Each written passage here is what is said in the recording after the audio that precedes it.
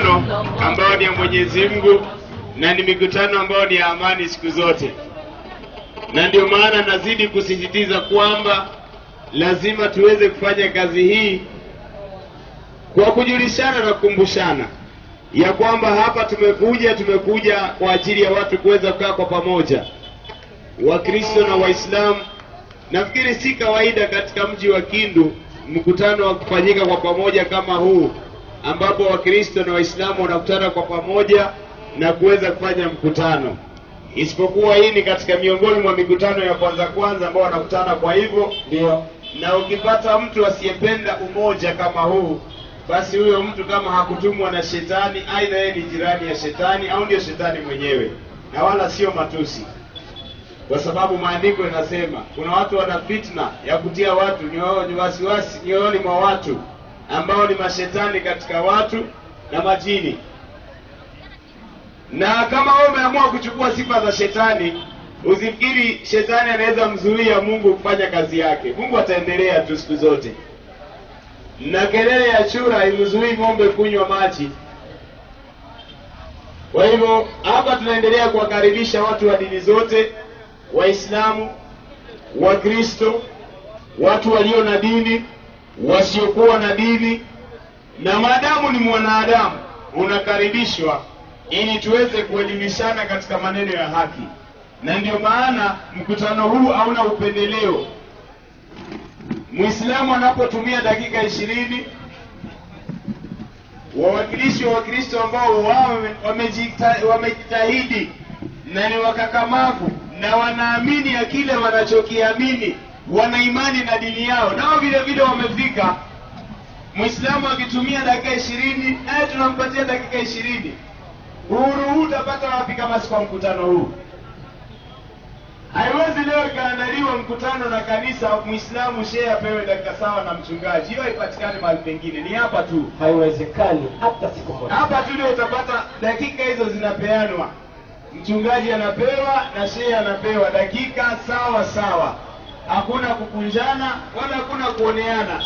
Kwa hivyo tunawakaribisheni wote. Kwa hivyo kwa muda huu sina mengi ya kusema. Shehe wangu Alamin, utanguruma kidogo? Mashaallah. Kidogo tu, dakika 5. Tuweze kuingia katika mkanange. Assalamu alaykum wa rahmatullahi wa barakatuh. Vitabu shehe, vitabu. Karibu baba na mama, karibu baba na mama, mutekeleze sheria. Uislamu ulianza na magumu mingi sana dunia. Watu wengi waliteswa, wengine wakauawa. Wazungu walikataa Uislamu usivume dunia. Watu wakenda delege na kuwalisha nguruwe. Uweza wa kimanani Uislamu waenea kila pahali, nafasi katika dunia nzima. Tuwakanye wa makosa tusiogope fulani, tuwakanye wa makosa tusiogope fulani. Ni nani atanusuru Uislamu wa Manyema?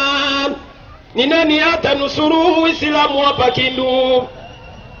Vitabu ya Mungu ni visome na muraga, ni vitabu ya Mungu. Kitabu cha Mwanzo, kitabu cha Kutoka, kitabu cha Walawi, kitabu cha Hesabu, Kumbukumbu la Taurati, kitabu cha Yoshua, kitabu cha Waamuzi, kitabu cha Ruta, Samueli wa kwanza, Samueli wa pili, Wafalme wa kwanza, Wafalme wa pili, Mambo ya siku ya kwanza, ya siku ya pili, kitabu cha Ezra, kitabu cha Nehemia, kitabu cha Esiteri, kitabu cha Yobu, kitabu cha Zaburi, kitabu cha Mezali, kitabu cha Mubiri, wimbo wa Solomono, kitabu cha Isaya, kitabu cha Yeremia, kitabu cha Maombolezo, kitabu cha Ezekieli, kitabu cha Danieli, kitabu cha Hosea, kitabu cha Yoeli, kitabu cha Amosi, kitabu cha Obadia, kitabu cha Yona, kitabu cha Mika, kitabu cha Naumu, kitabu cha Bakuki, kitabu cha Hagai, kitabu cha Zefania, kitabu cha Zekaria, kitabu cha Malaki, kitabu cha Matayo, kitabu cha Marko, kitabu cha Luka, kitabu cha Yohana, Matendo ya Mitume, kitabu cha Waroma, Wakorintho wa kwanza, Wakorintho wa pili, kitabu cha Wagalatia, kitabu cha Waefeso, kitabu cha Wafilipi, kitabu cha Wakolosia, Tesaloniki wa kwanza, Tesaloniki wa pili, Timotheo wa kwanza, Timotheo wa pili, kitabu cha Tito, kitabu cha Filemono, kitabu cha Ebrania, kitabu cha Yakobo, na Petro wa kwanza, na Petro wa pili, Yohana wa kwanza, Yohana wa pili, Yohana wa tatu, kitabu cha Yuda, Ufunuo wa Yohana. Ni visome namna gani vitabu vya Mungu? Takbir! Tunaanza kusafisha shamba kusudi atakayepita apite tu katika ufasaha. Kwa hivi tunamkaribisha mhubiri wa siku ya leo akuye atengeneze mambo namna itakavyoendelea. Karibu shehe wangu na Mungu akubariki. Karibu sana. Assalamu alaikum wa rahmatullahi wa barakatuh.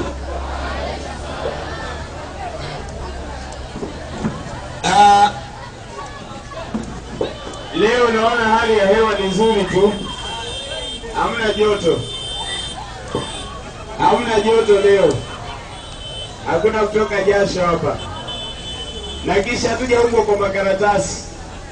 Hii sio mvua ya kututisha. Au mnasemaje? Nielewepo. Hii mvua haitutishi. Na kisha sisi ni watu wa Mungu na mvua ni yake. Na maneno yanahubiriwa hapa ni maneno ya Mwenyezi Mungu. Kwa hivyo na uhakika ni manyunyu ya kumalizia tu ili tuweze kuendelea. Kwa hivyo bila kupoteza wakati, kama ilivyo desturi yetu, tunaendelea. Ingawaje shetani alikuwa hataki tuendelee, sio watu. Shetani ndio alikuwa hataki. Na kuna wale watu ambao walishirikiana naye. Wameshindwa alivyoshindwa shetani mwenyewe. Na wala sijatukana mtu. Hiyo kama unarejestre vizuri. Mtu anayetaka maneno ya Mungu yasihubiriwe ni nani? Shetani. Hapa tunaongea mambo ya Mungu. Hakuna chama ya siasa hapa. Hakuna. Hakuna mambo ya sijui nini. Hapa ni maneno ya Mungu. Tena hakuna mkutano kama huu mahali pengine. Mkutano ambao pastor anasimamishwa, anaomba kwa ajili ya Wakristo, anaongea kwa ajili ya Wakristo. Shehe anasimama, anaomba kwa ajili ya Waislamu, anaongea kwa ajili ya Waislamu. Alafu watu wanatoka wakienda nyumbani kwa amani. Alafu wewe unatoka huko unasema hiyo mkutano haifai. Who are you? Wewe ni nani? Kwa hivyo bila kupoteza wakati, naomba nipate mmoja wa wachungaji aweze kufungua kwa maombi. Alafu tupate shehe mmoja atakayefungua kwa dua, na tunaendelea moja kwa moja. Tusije tukapoteza muda mrefu. Karibuni ndugu zetu ambao ndio mashujaa. Nimeona hapa Kindu ndio mashujaa waliobakia. Kuna watu wanakaa hapa Kindu tu kwamba viongozi wetu, lakini mimi naona nyinyi ndio nafahamu viongozi. Mungu wa Israeli, tuko mbele yako kwa ajili ya maneno yako. Unasema ndani ya maandiko yako ya kama hakuna mtu alienda mbingu kuja kujua siri ya maneno yako, lakini kupitia uwezo wa Roho Mtakatifu watu wanasema leo mapenzi yako. Ndio maana muda na wakati kama na huo tunasema Baba, tutumie kama Elia mbele ya manabii Baali. Niko najua vile libaki kama Mungu ndani ya Elia, ushindi unaonekana mbinguni hata duniani. Ndio maana Mungu wa Israeli uonekane na ujitukose. Uweza wote tukasimama nafasi hiyo, ishinde mwanamo jina la Yesu Kristo wa Nazareti. Neema yako na uweza wako ushinde pamoja na sisi mjana Yesu Kristo. Amen. Naam, nataka shehe mmoja atupigie dua. Shehe mmoja atupigie dua. Anaona mtu ashakuja. Bwana mhurumieni Shehe Alamini. Ukuja, mimi nasema mhurumie. Unajua anahitaji sauti ya kusema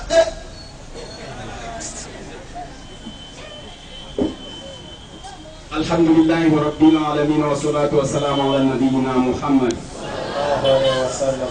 Allahumma hdina fi man hadait. Amin. Wa afina fi man afait. Amin. Wa tawallana fi man tawallait. Amin. Wa barik lana min alkhair fi ma a'tait. Amin. Wa qina bi rahmatika wasrif 'anna sharra ya rabbana ma qadait. Amin. Fa innaka taqdi wa la yuqda 'alayk. Amin. Fa innahu la yadhillu man walayt ولا يعيس من عديت. تباركت ربنا وتعاليت فلك الحمد على ما قضيت ونستغفرك ونتوب إليك ونستهديك ونتوب إليك. اللهم اغفر لنا ولوالدينا محمد صلى الله عليه وسلم بفضله. سبحان ربك رب العزة عما يصفون والسلام على المرسلين. Nafikiri sasa mambo tayari. Kwa Kiswahili ya kwetu tunasema tayari. Kwa Kiswahili nilipata misisi wanasema tajari. Sijui na huku ni tayari au ni tajari. Yote tunatumika. Yote natumika. Kwa hivyo somo hili hatukulichagua sisi, isipokuwa ndugu zetu walichagua somo hili, wakasema wanao ushahidi na wana uhakika ya kwamba Yesu alikuja hapa duniani na akafa kwa ajili ya dhambi za watu wote, tukiwemo hata sisi Waislamu. Na kama tulivyosema, mkutano wetu huu hauna upendeleo. Tunawapatia dakika 20 kama ilivyo kawaida yetu. Mapasteri muweze kutueleza habari za huyu Yesu, kama alikufa kwa ajili ya dhambi za watu wote au kama alikufa na kufufuka. Somo mliochagua wenyewe, kwa hivyo mtaliweka wenyewe mnavyoifahamu. Dakika zenu 20, lakini kabla niwape kwanza, nataka niwe na uhakika. Naona mtu wa kwetu tu, wa kwenu pale yuko wapi? Nahitaji Mkristo mmoja ajitolee kuangalia saa kwa ajili ya wachungaji. Mkristo mmoja. Tuko na Muislamu pale. Hao wachungaji wako na kazi. Hebu pastor kuja muite Mkristo mmoja. Pengine mimi nikimuita atakataa, kwa hili share na muita. Hebu tafuteni mtu wa kuangalilia saa, wewe mwenyewe kwanza kabla tuanze. Haleluya. Amena. Vile kwenye mko pale kuna Wakristo wengi. Sasa mishoni yetu hapa bado bakia kupigana hapana. Ni kutangaza kujua ya kama huyu Mungu tunayemtumania ni Mungu mzima. Ndio maana tunasihi Wakristo wenye yuko pale. Ule mnajisikia uko huru, kuya atufatake mwendo wa saa. Juu minite pia itembee kawaida. Ile minite ambayo Waislamu watasimama nayo, ndio minite pia nyo Wakristo ifo wasimame nayo. Amen, amen. Amen papa. Kama huko kule kwenye huko kujisikia huru kuya. Unaoga na nini, unakimbia nini? Au unatishwa na nini? Na kama unaweza kujiita Mkristo na pamoja na woga, ni kusema hauko foro na Mungu anamtumainia. Wewe ni Mkristo na namna gani? Uya kama uko pale. Na kama hakuna mtu, wanashe tutakwambia kama hata wewe mwenyewe kwa ni chombo ya Mungu. Akitumia tu nyakati zile kutembea kawaida, ni ya muhimu sana. Moja za kutu. Kijana mmoja suja. Kuna Mungu akubariki sana ndugu yangu. Hao watu wa saa mkae pale pamoja. Unajua tunafanya hivi kwa sababu sisi hatutaki upendeleo mahali popote. Karibu kaa na wenzako hapa. Kuna mwenzako alikutangulia karibu kiti pia. Ukae na watumishi. Sisi hatupende upendeleo wakati wote. Tunajua yule Muislamu anaweza angalia saa kile upande dakika 20. Lakini tunataka kuwe na uhakika na uhuru wa mtu kufahamu kwamba kweli ile dakika nimetumia ndio zile nilizopewa. Nafikiri imeeleweka hiyo. Na ndio maana tunapeana dakika 20 upande zote, na wanaoangalia pia ni upande zote mbili. Kwa hivyo nafikiri mtaweza kutuletea mtoaji wa somo la kwanza, hiyo dini hizo dakika 20 za kwanza. Wenyewe mnajua ni nani. Karibuni. Uwanja ni wenu. Haleluya. Waislamu wote salamu alaykum. Kwa hii mkutano vile kuna pitikana, japokuwa tuko katika mji, ndio tuko tukafuata mareto, tunakuwa sikia au bapatero kupita au watu iko natukanana kwenda na kudemanti bila vipitikane hapa. Ya lazima mtu kama unajua Waislamu washe walisema maneno yenyewe iko ndani ya Biblia, walisema mbalimbali, unakuja kuisema hayo hapa, sema no pale ni hivyo. Sasa mie nalichagua sije basi nalisikia hayo inapita vibaya. Ndio mimi nalichagua ya kusema hapana. Mimi nalifuata mafundisho. Mimi naona kama Yesu alikufaka. Sasa vile balifundishaka mimi. Na baadaye tena kunionyesha kusema Yesu alifufukaka. Na kia kusikia au contraire ya baba. ya kusema hapana, Simoni wa Kirene ndio maana alifaka nini? Alifaka kukufa bali faka confusion. Ikanituma sana nifungule tena Biblia nikafungua nasema mbele kaenda ukuta tu hapana. Yesu ndiye alikufa. Na Yesu ndiye alifaka nini? Alifufuka. Nikasema no, iko kazi ya kuonesha kwa watu wote. Na ndio maana penda ukawa Mkristo, ukawa Muislamu, ya lazima kila mtu ataenda kuona Mungu yeye moya moya njia yake mwenyewe. Tusikie wakati maandiko tunafaka kama baadhi Biblia naimba debu Kongole. Watu wote banakuwa kimya na Biblia naisikia. Kama Biblia napaisha drapo, watu wote biko kimya na Biblia nasikia. Alors kwa mambo ya Mungu kama Biblia nasomekana. Ngambo yote mbili napenda tukue kimya tusikie nini ambapo nataka kupitikana. Jumie napenda nionyeshe kama Yesu alikufaka na nionyeshe maiti ya Yesu na Yesu tena alifufukaka na yeye peke vile idushudiele akosema ndo na alikufa na ikafufuka. Basi bila kugawia sitaponda wakati mwingi. Napenda nianze kuonesha namna gani mimi nalipinga mambo yenyewe ilipitikana juu ya Yesu ya kusema no Yesu hakukufaka. Na mbele Yesu kuja kulikuwa maprofesia ambayo ilikuwa inapita kwanza avant accomplissement ikuu. Mchungaji utatufungulia kwanza kitabu ya Psalm, Zaburi. Ufungue Zaburi 22, usome 2:17-19. Pale ni profesi na yeye pale hayakuya, Yesu pale hayakuya kwanza. Ni profesi tu. Baanza kusema juu yake vile atakuya na magumu ambayo atapatikana kwa hayo. Zaburi 22 22 jusqu'à 9. Unasoma 2, kisha unasoma 17, kisha unasoma 19. 22:2. 22:17. Ndio. 22:19. Sawa? Sawa. Inasema Mungu wangu, nalia mchana lakini hujibu. Nalia mchana lakini hujibu, ni profesi. Na wakati wa usiku lakini sipati raha. Tuendelee. Twende. Na wewe mtakatifu. Uketie juu ya sifa za Israeli. Baba zetu walikutumainia wewe. Walitumaini na wewe ukaokoa. Walikulilia wewe ukaokoka. Ndio. Walikutumainia wasiaibike. Ndio. Lakini mimi ni mdudu wala si mtu. Laumu ya wanadamu na mzaha wa watu. Wote wanionao unicheka sana. Unifyonya wakitikisa vichwa vyao.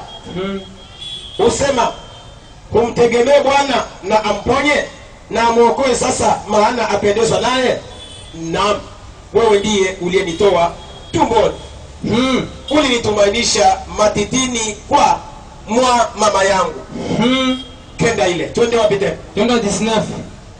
Nawe Bwana usiwe mbali. Nawe Bwana usiwe mbali. Nguvu zangu. Nguvu zangu. Fanya haraka kunisaidia. Fanya haraka kunisaidia. Ni profesia ya Yesu atakia kuakomplir saa iko kumsalaba. Twende. Uniponeshe nafsi yangu na upanga. Uniponeshe nafsi yangu na upanga. Mpenzi wangu na nguvu za mbwa. Tuendelee paka 20 na ngapi? Accomplissement sasa twende kwa Matthieu 27:46-50. Accomplissement sasa inatimia sasa. 27. Ile nyewe profeta alikuwa na profetize. 26 ndio Mathayo, si ndio? Matthieu 27:46-50. 27 aya yake 16 tunashuka chini.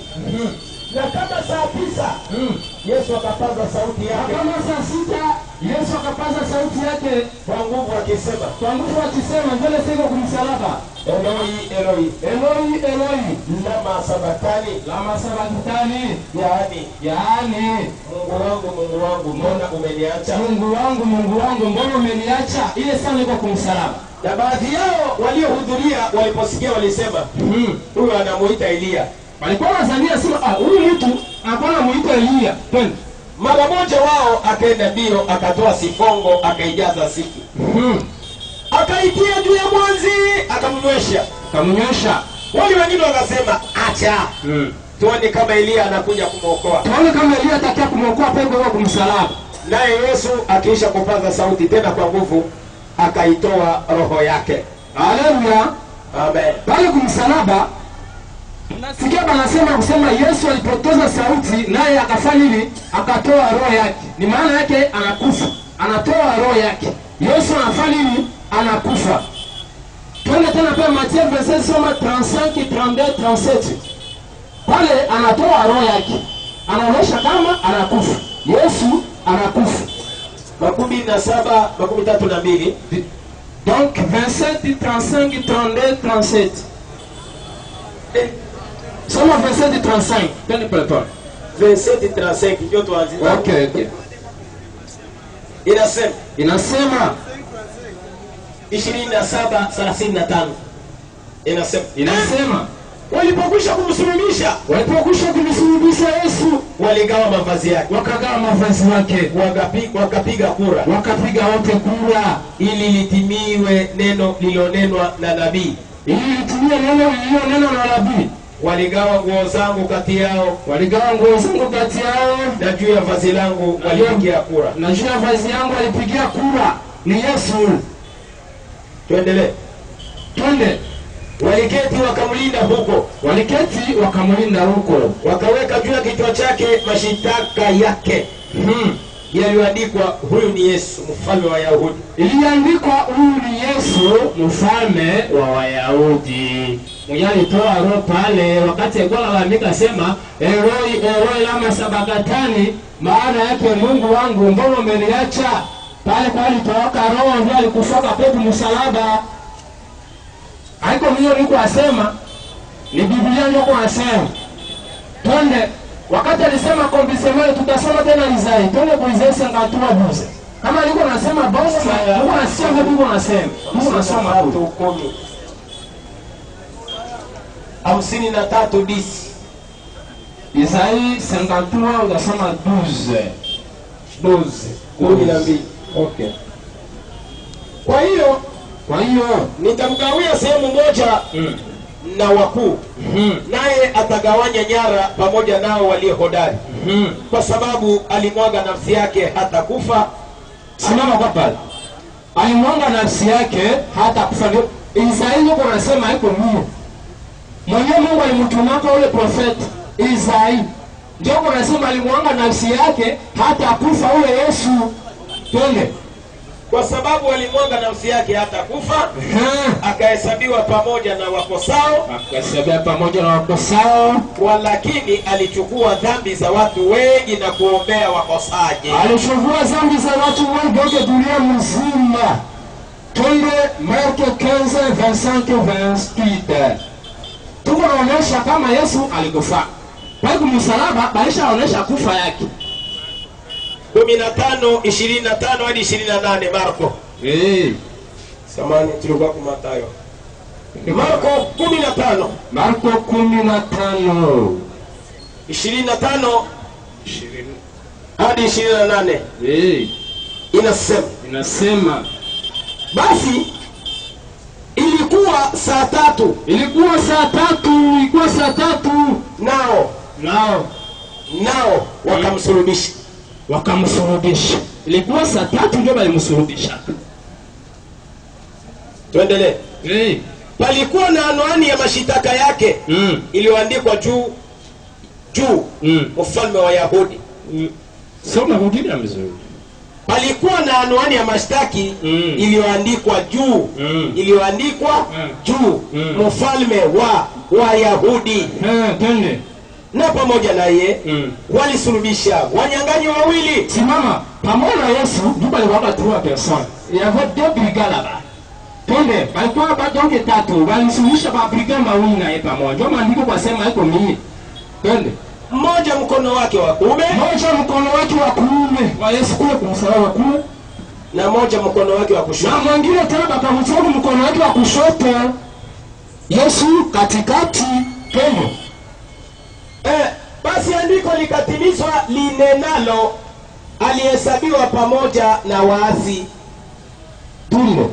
Nao walikuwa wakipita njiani wakamtukana, wakitikisa vichwa wakisema, wewe mwenyewe wewe mwenye kulivunja hekalo na kulijenga katika siku 3, jiponyeshe nafsi yako. Wewe mwenyewe unasema Utajenga utabomoa kama siku moja. Ukiponesha sasa hapa kwa sema utabomoa siku moja na kisha siku 3 za dijen. Ukiponesha sasa hapo besha kukuhamisha kumsumali pale. Tano. Kadhalika na wakuu wa makuhani wakamdhihaki wao kwa wao pamoja na waandishi wakisema aliponya wengine hawezi kujiponya. Ndio basi mwambie sasa. Sasa iko sema haiko ponya wengine ajiponye sasa yeye mwenyewe pale. Twende. Kristo mfalme wa Israeli na ashuke sasa msalabani. Yeye Kristo, yeye mfalme wa Israeli ashuke sasa kwa msalabani. Mwasikia? Tupate kuona na kuamini. Tupate sasa kuona na kuamini. Hata wale waliosulubiwa pamoja naye, wale waliosulubiwa pamoja naye pamoja na Yesu wakamfyolea. Twende. Na ilipokuwa saa 6 palikuwa na giza juu ya nchi yote hata saa 9. Giza sasa kaingia dunia nzima. Twende. Na saa 9 Yesu akapaza sauti yake kwa nguvu. Eloi Eloi lama sabachthani. Maana yake Mungu wangu mbona umeniacha? Tuendelee. Na moja akaenda mbio akajaza sifongo siki akaitia juu ya mwanzi akamnywesha akisema acheni tuone kwamba Elia anakuja kumtelemsha. Ile napenda kurudia maandiko juu anasema kwa walikuwa wanafunga Biblia. Leo nilipenda kuonesha Mathayo naye alikuwa anafunga Biblia. Nisikia ba mtapo asebi kwa tale vitabu yote Injili. Luka naye alikuwa tu anafunga Biblia. Marko naye alikuwa tu anafunga Biblia. Bale ba profeta ya zamani na alikuwa tu anafunga Biblia. Ndio unasema yule Paulo yule alikuwa anafunga, alimkiamkia maneno mingi. Ile maandiko ile ndio tupenda tutie kama tu bale bote. Ndio alikuwa tu anafunga Biblia. Kila mtu anaonesha kisa kwa msalaba na vile alikufa. Balisema akakufa. Baratano alikufa. Na akukufa yeye baratano avec deux brigands. Alitana deux brigands bote barabata. Sije enyewe tunaanza kusema no Yesu akakufa kama pale libote mko washahidi, mko watumishi wa Mungu. Sepokuwa alisema kila mtu kuna njia yake. Mkaniprovia kama no hakukufa. Mimi nishaonesha kwenyewe alikufa. Nisema kanda silimu. Alo ile nyona alifanyaka niseme Yesu alifuata nini? Alikufaka. Haiko mie. Haleluya. Haiko mie tushasikia kama Yesu alifaka nini? Alikufaka na Biblia ndio inafanya nini? Iko nasema pale. Sema Luka 22. Luka 22 ngapi? 22 34 37. Siyote kama na yeye Luka naye iko tena yafunga Biblia tena. 22:34 inasema akasema na kuambia Petro jogoo hata wika leo kabla wewe hujanikana mara 3 ya kuwa unijui. Ndio Yesu alikuwa akisema. Akawauliza, je, hapo nilipowatuma hamna mfuko wala mkoba wala viatu, mlipungukiwa na kitu? Wakasema la. Akawaambia, lakini sasa mwenye mfuko na uchukue na mkoba vivyo hivyo. Naye asiye na upanga auze joho yake akanunue. Soma tunaanza Na kwa mpango taraseti. Malizia basi. Paka ngapi? Soma ile taraseti. Kwa kuwa nawaambia hayo yaliyoandikwa hayana budi kutimizwa kwangu, ya kuwa alihesabiwa pamoja na wahalifu kwa sababu yalipasayo yanao mwisho wake. Hii maandiko ya kwanza ilikuwa kwenda kuonesha kusema Yesu alikufaka. Na alikufaka wapi? Kumsalaba. Na sikujifanishia. Kama pale si amtapa huyo maana vuongaka huyo Paulo alikuwa mtu, Paulo alikuwa anasema hivi na hivi. Ndio maandiko na mnasema kama mnaamini maandiko. Na ile maandiko ndio yanasema Yesu alikufaka katika msalaba.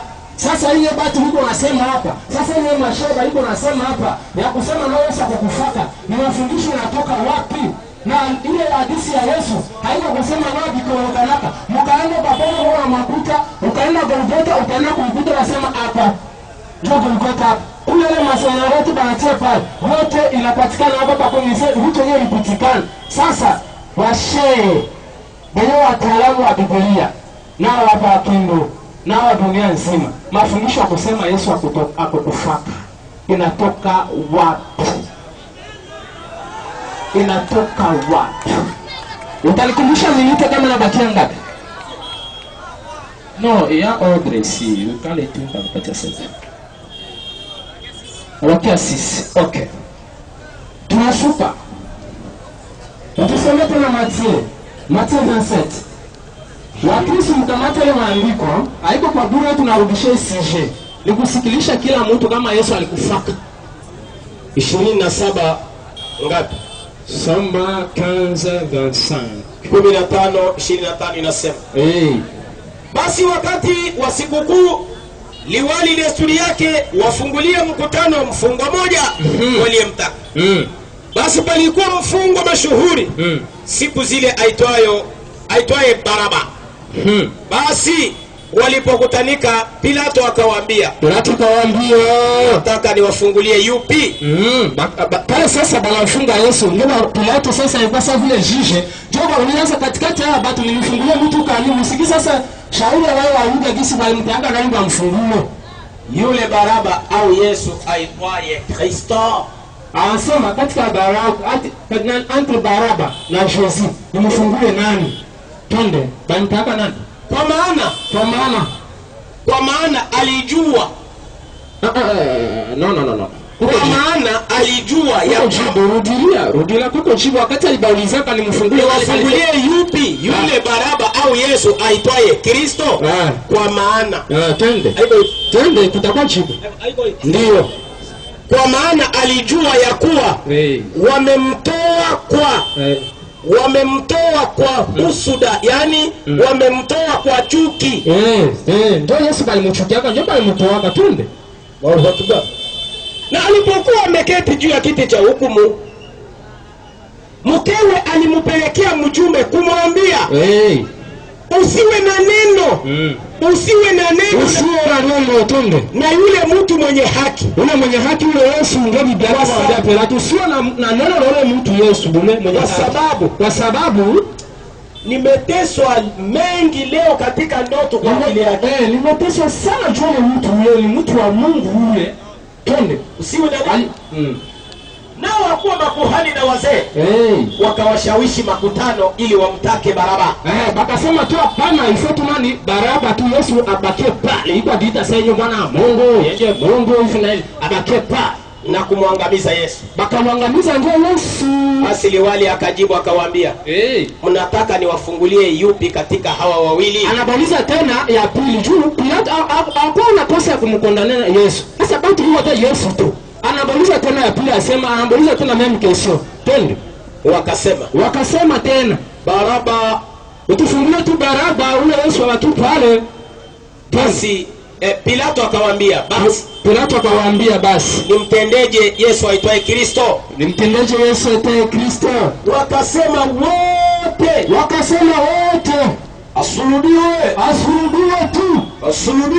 asulubiwe tu. Akasema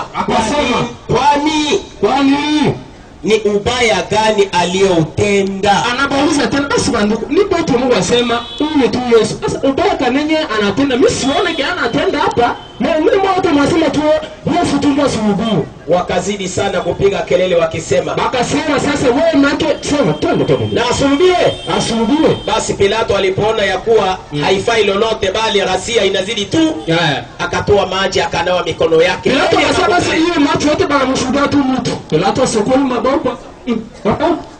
Akasema mimi sione kosa lolote kwa mtu huyu.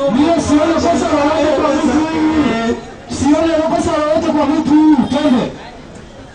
Haya.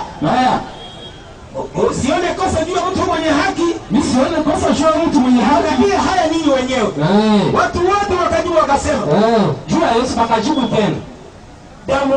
Damu ya ule Yesu iwe juu yetu na juu ya watoto wetu wakufe tu.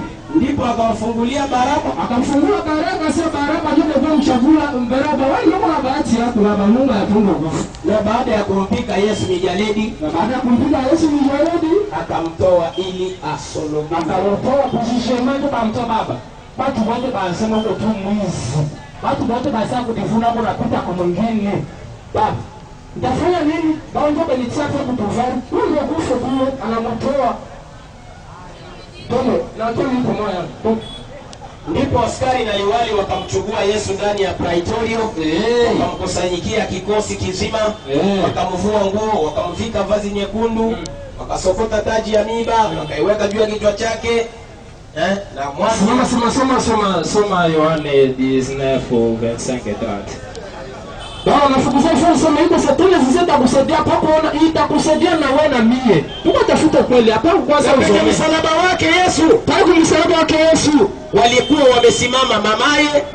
Ndio nilianza kuuliza mama yake na mtu atamsema mtoto wake basi hapo kumsalaba kwa Yesu. Mama yake alikuwa rudilia basi kiba mama yake alikuwa atamsabu mtoto wake msemaga hakuoka yeye hakuoka ndio mtume wake. Mama mtu atamsabu mtoto wake sawa ajurudilia. Na penye msalaba wake Yesu, tangu msalaba wa Yesu walikuwa wamesimama mamaye, mama yake alikuwa pale, na umbo la mamaye Mariamu, na umbo la mama yake tena naye alikuwa pale, na Mariamu Magdalena, na Mariamu Magdalena alikuwa pale. Basi Yesu alipomuona mama yake, Yesu akamwona mama yake na yule mwanafunzi aliyempenda, amesimama karibu, akasimama karibu. Alimwambia mama yake, akamwambia mama yake, mama tazama mwanao, mama tazama mwanao, mama tazama mwanao, mama tazama. Kisha akamwambia yule mwanafunzi, tazama mama yako, acha angalia mama yako. Na tangu saa ile mwanafunzi yule akamchukua nyumbani kwake. Na ile sasa mwanafunzi akamchukua mama yake na Yesu wakaenda naye pamoja.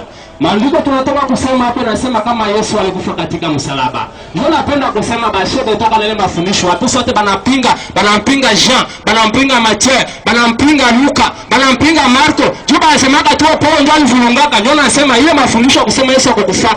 Watu hapo banasikia kusema Yesu alikufaka. Na yeye peke yake alikufa. Ile mafundisho natoka wapi? Ndio mimi nilipenda nionyeshe ukonveke. 10 bado na 10 zingine. Sijui mbona hii 2 ya mwisho baada ya kumaliza 20 zako unang'ang'ania sana.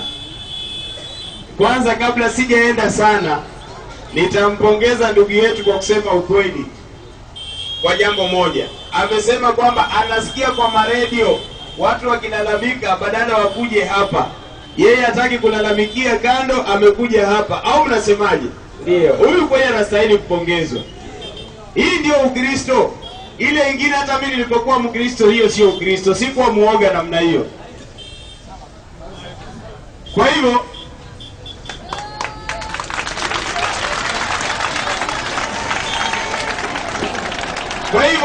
naingia katika somo. Watu wa time sasa.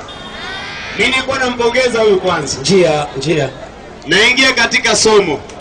Na kabla niingie katika somo, nafikiri sisi hatuanzi kuja katika huu mkutano leo. Ile barabara yangu mimi nataka iwekwe vile uwe inawekwa. Barabara iwekwe vile uwe inawekwa. Huu mkutano hauanzi leo. Wale wamefika wacheni wapite, lakini yule atakayekuja atapita nyuma. Hao wameshafika wacheni wapite, yule anayekuja atapita nyuma. Na watu wa security wakati huu watu wanaposonga mngekuwa pale mwasaidie wale wanazidi kufika wapitie kwa nyuma.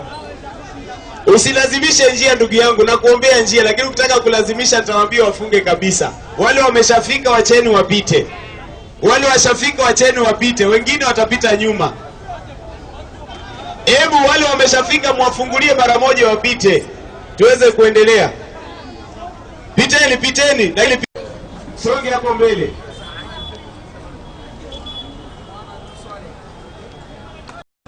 Islamu takbir. Allahu Akbar. Na Kristo haleluya.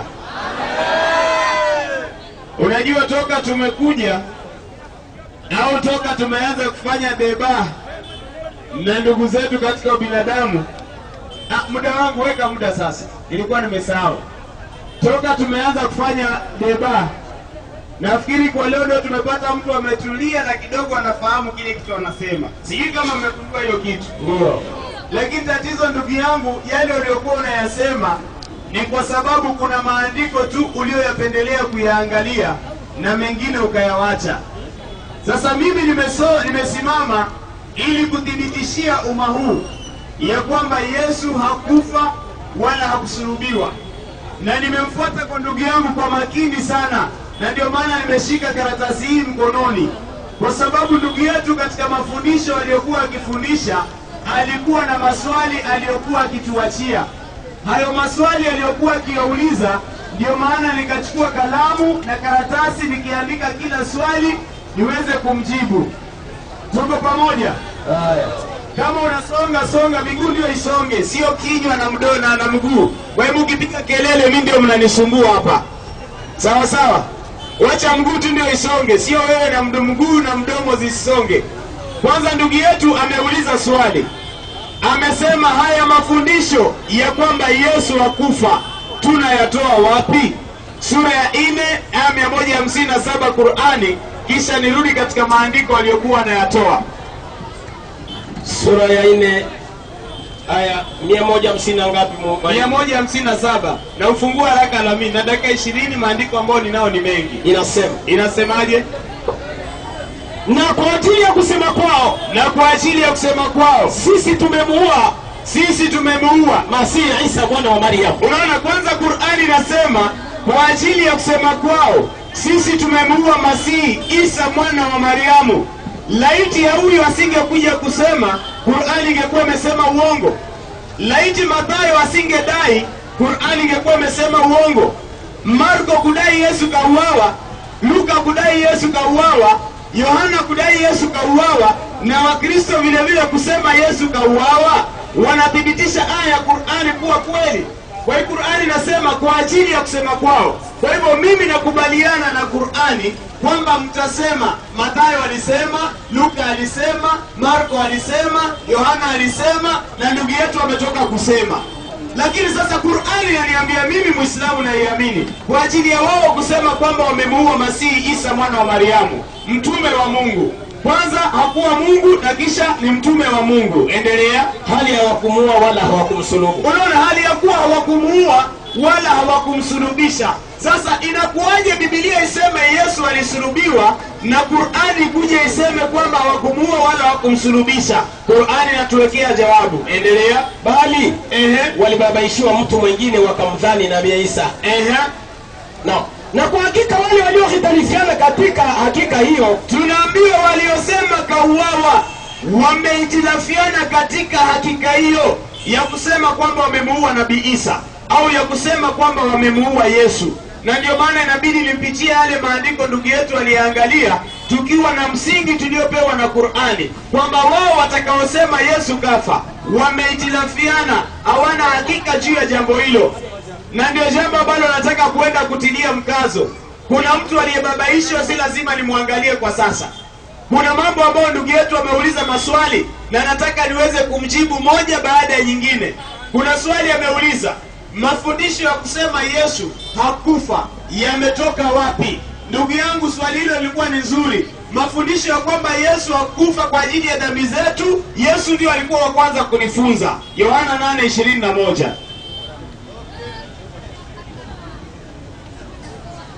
Alamin. Kwa hiyo speed nitazisoma zingine kichwani. Hapana, tunakuwa unajua ndugu yangu ameuliza maswali kwa utaratibu. 8:21. Na majibu nimemwandalia. Sasa kwa hiyo speed hatutaweza kujibu hayo maswali. Inasema basi akawaambia tena, mimi naondoka nanyi mtanitafuta. Nanyi mtakufa katika dhambi yenu. Hii kwanza, Yesu anaposema anaondoka, nao watamtafuta, nao watakufa katika dhambi yao. Kisha baadaye ukuja niambie Yesu alikufa kwa ajili ya dhambi zetu. Je, alipokuwa anatoa kauli hii alikuwa hajui kwamba inafaa kufa kwa ajili ya dhambi ya watu? Anaposema mimi naondoka, nanyi mtanitafuta, nanyi mtakufa katika dhambi yenu, alikuwa hana habari kwamba inafaa afe?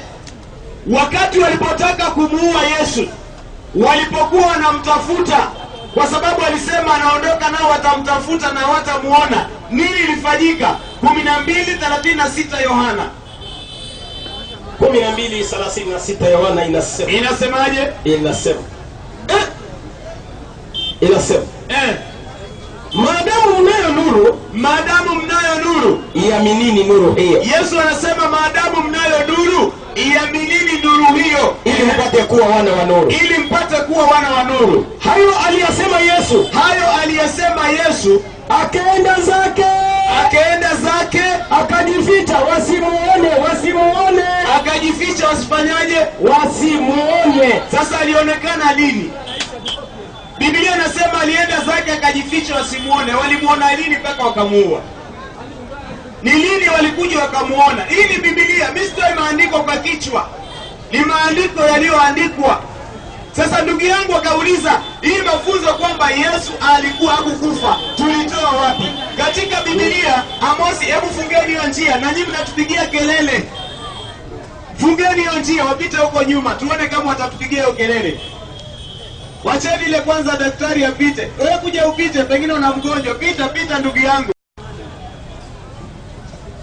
Aliuliza mafundisho haya tuliyatoa wapi? Hebu hizo pikipiki tuweni ile. Hebu simamisha muda kwanza, hapa kuna kuchanganyikiwa kidogo. Amosi 3:7. Amosi 3:7 inasema, hakika Bwana Mungu hatafanya neno lolote bila kuwafunulia watumishi wake manabii siri yake. Watumishi wake manabii siri yake. Laiti ingekuwa kwamba ni Mungu mpango wake Yesu aje kufa kwa ajili ya dhambi za ulimwengu, ni nabii yupi ambaye aliambiwa kwamba Yesu atakapokuja anakuja kufa kwa ajili ya dhambi za ulimwengu? Hilo andiko hakuna. Na kama alipo pasteri utatuletea. Nabii yupi anaambiwa kwamba Yesu anakuja kufa kwa ajili ya dhambi za ulimwengu? Nataka ieleweke vizuri, sio kusema tu watagawa mavazi, sijui watapigia mavazi kura. Sikiza swali nauliza, nabii yupi ambaye anaambiwa huyu Yesu anapokuja anakuja kufa kwa ajili ya dhambi za ulimwengu? Kwa ajili Yesu mwenyewe amesema anaondoka nanyi mtakufa katika dhambi zenu. Hakuwa amesahau, alikuwa anajua anachokisema. Kisha ndugu yetu akakuja akatutolea andiko katika Mathayo 27:37 na akauliza swali. Nimesema namfuata kwa maswali yake. Hili somo ni ndefu tu na lina mambo mengi na tuliangalia juzi, lakini kwa saizi mimi najibu maswali ndugu yetu aliuliza katika somo lake. Mathayo 27:37 inasemaje? Wakaweka vazi langu. 27:37 Mathayo ni pale. Wakaweka vazi langu, walipiga kura, wakaketi. Somaji, unajua unavyosoma ndio inachanganya. Wakaligawa, hawakuweka, wakaligawa.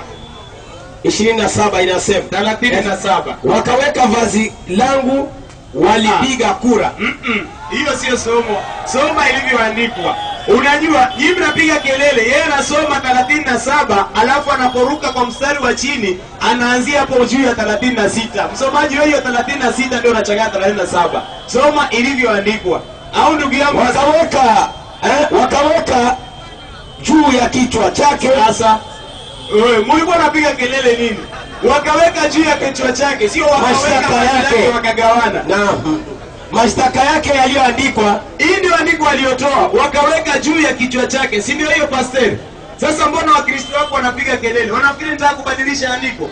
Hiyo si tabia yetu. Sisi hatubadilishangi maandiko bwana.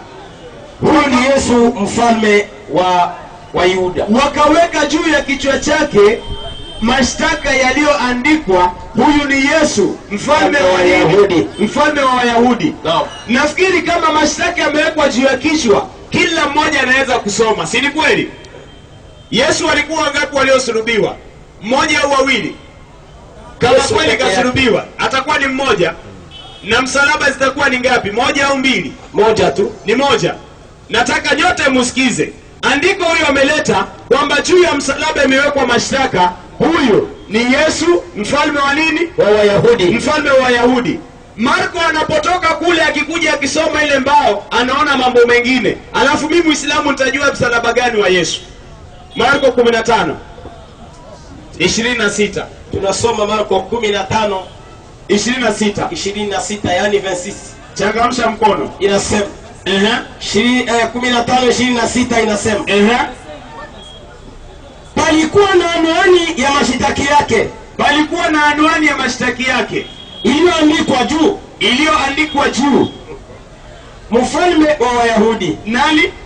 mfalme wa Wayahudi. Mathayo anaposoma anasoma maneno 6, huyu ni Yesu mfalme wa Wayahudi. Marko akikuja kusoma anasoma maneno 3, mfalme wa Wayahudi. Sasa msalaba upi wa Yesu? Luka pia ana msalaba wake tofauti na hao wawili. Luka 23:38.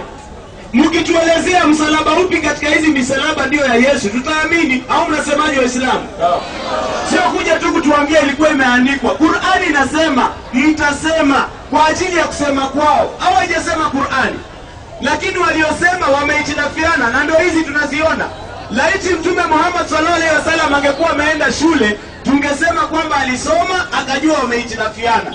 Lakini tena Qur'ani inatuambia aliyefunuliwa katika Qur'ani hakujua kusoma wala kuandika. Sasa sisi tuliojua kusoma tumesoma tukapata ule aliyefunuliwa na Mungu, kumbe kafunuliwa ukweli. Wameitinafiana. Kweli au si kweli Waislamu? Soma Luka 23:38. Inasemaje?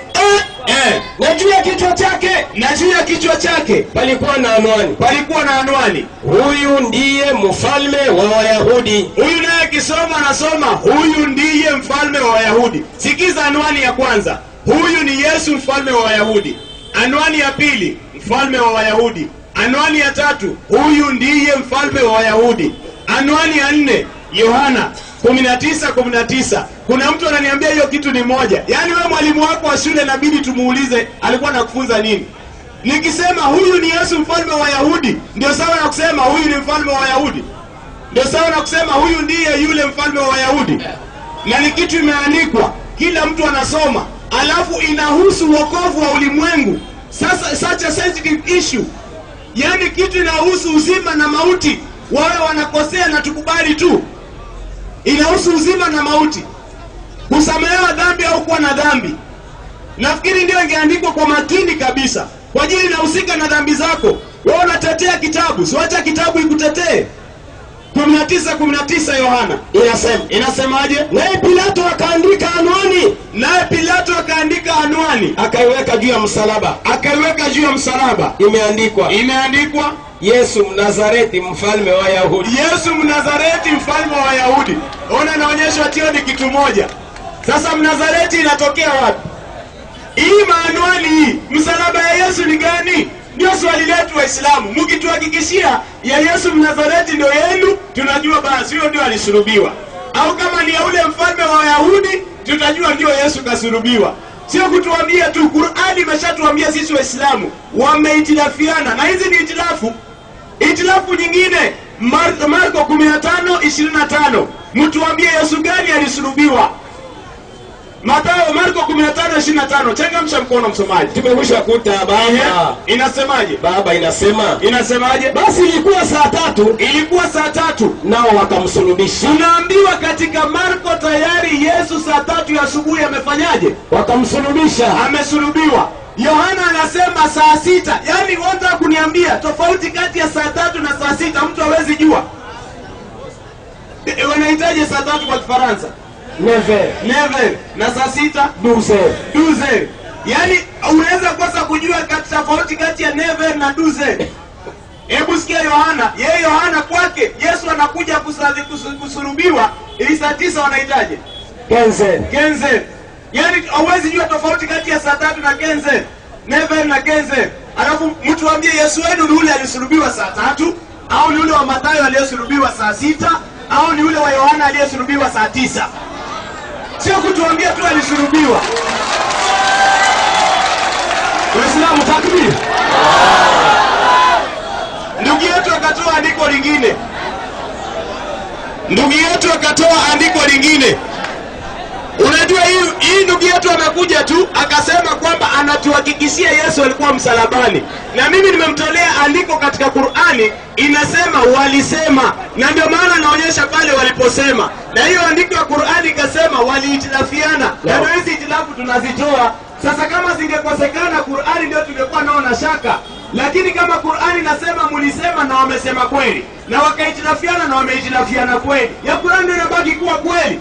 Na hiyo Qur'an nasema kwamba waliohitilafiana kwa kusema kwa wamemuua, hawakumuua wala hawakumsulubu. Na ili asulubiwe, mtuambie ni mfalme wa Wayahudi ndio kafia dhambi zenu, au ni Yesu Mnazareti, au ule mfalme, au ule huyu ndio Yesu mfalme wa Wayahudi?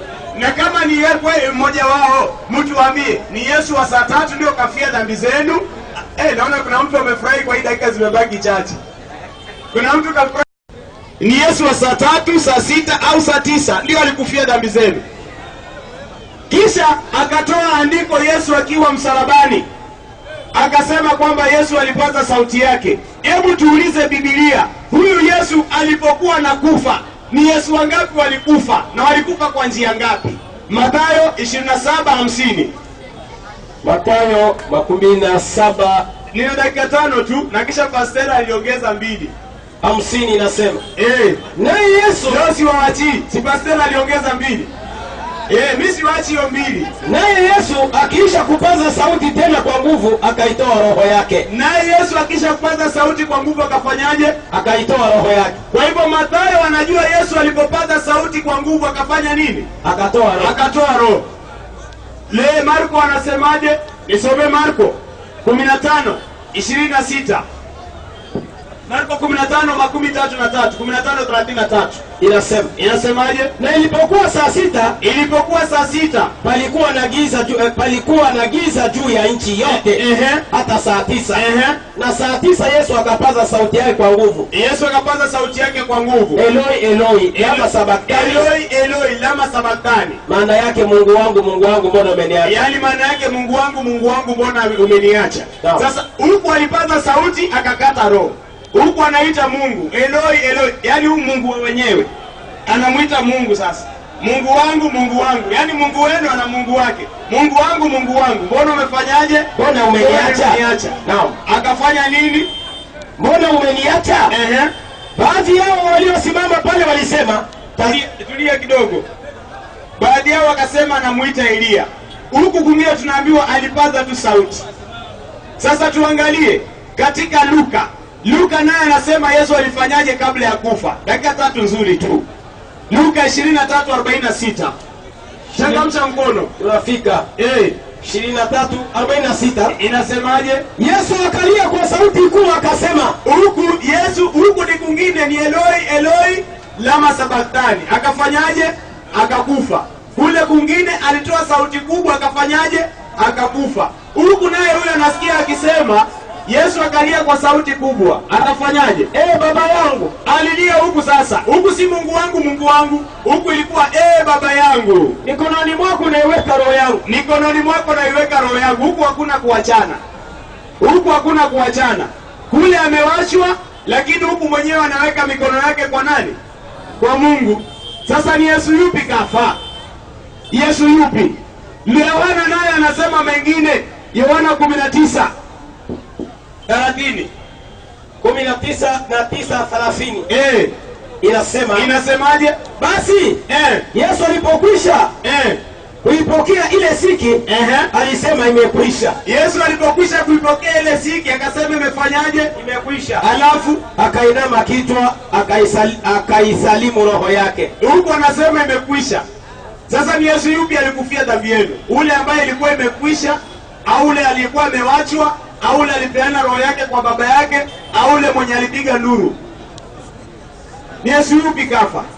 Qur'an nasema wamehitilafiana. Na ndio maana Biblia ikamalizia kwa kusema nini? 15 wa Korintho wa kwanza. Changamsha mkono. Tumekuta. Inasemaje? Maana na sisi tumeonekana mashahidi wa uongo wa Mungu. Sisi tumeonekana kuwa mashahidi wa uongo wa Mungu. Biblia ndio inasema, sio mimi. Sisi tumeonekana kuwa mashahidi wa uongo wa Mungu. Kwa nini? Kwa maana tulimshuhudia Mungu ya kwamba alimfufua Kristo ambaye hakumfufua. Sasa hiyo kuzeni. Basta naiona leo. Mwonyeshe. Basta naiona leo. Hiyo futeni. Na ndio huo ukweli kwamba mmekuwa mashahidi wa uongo, kwa maana mlimshuhudia Mungu kwamba alimfufua Kristo ambaye hakumfufua. Hebu tulieni Waislamu. Rudia andiko. Hata tusome mkitabu yake ndio napeni. Soma kwa kitabu yake. 15. Inasoma kwa Biblia ya Kikongomani sasa. Tunasoma. Inasomaje? Hayo hiyo.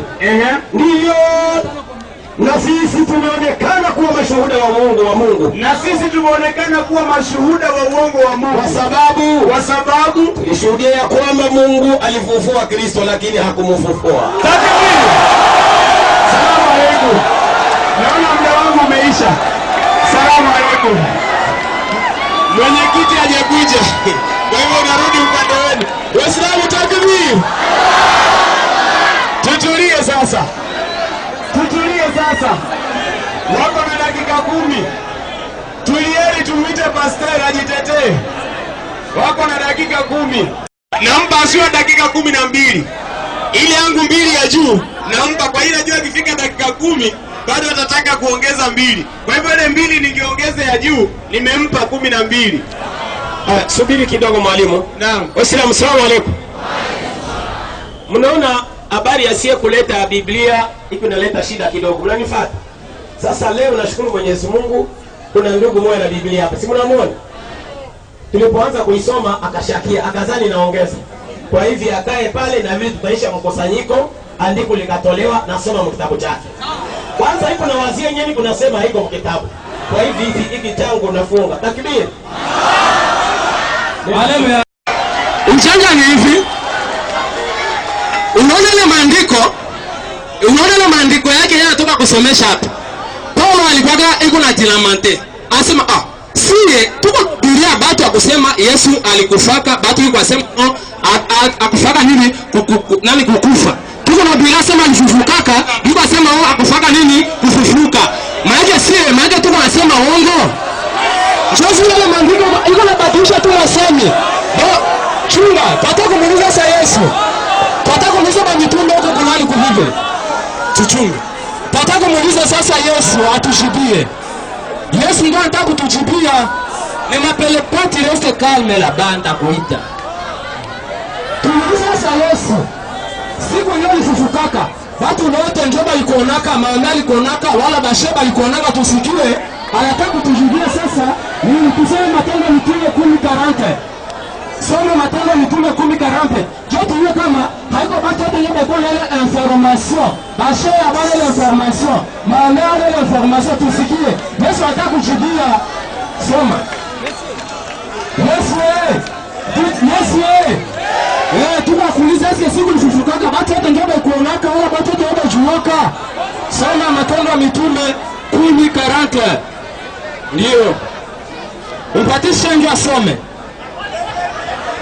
Umpatie she asome. Sawa. Tutaka kujua sasa jibu tena Matendo 10:40. Umpatie she asome. Tuko kwa maana Mungu si yangu ndio hata nisome hata mpatie asome. Donne lui.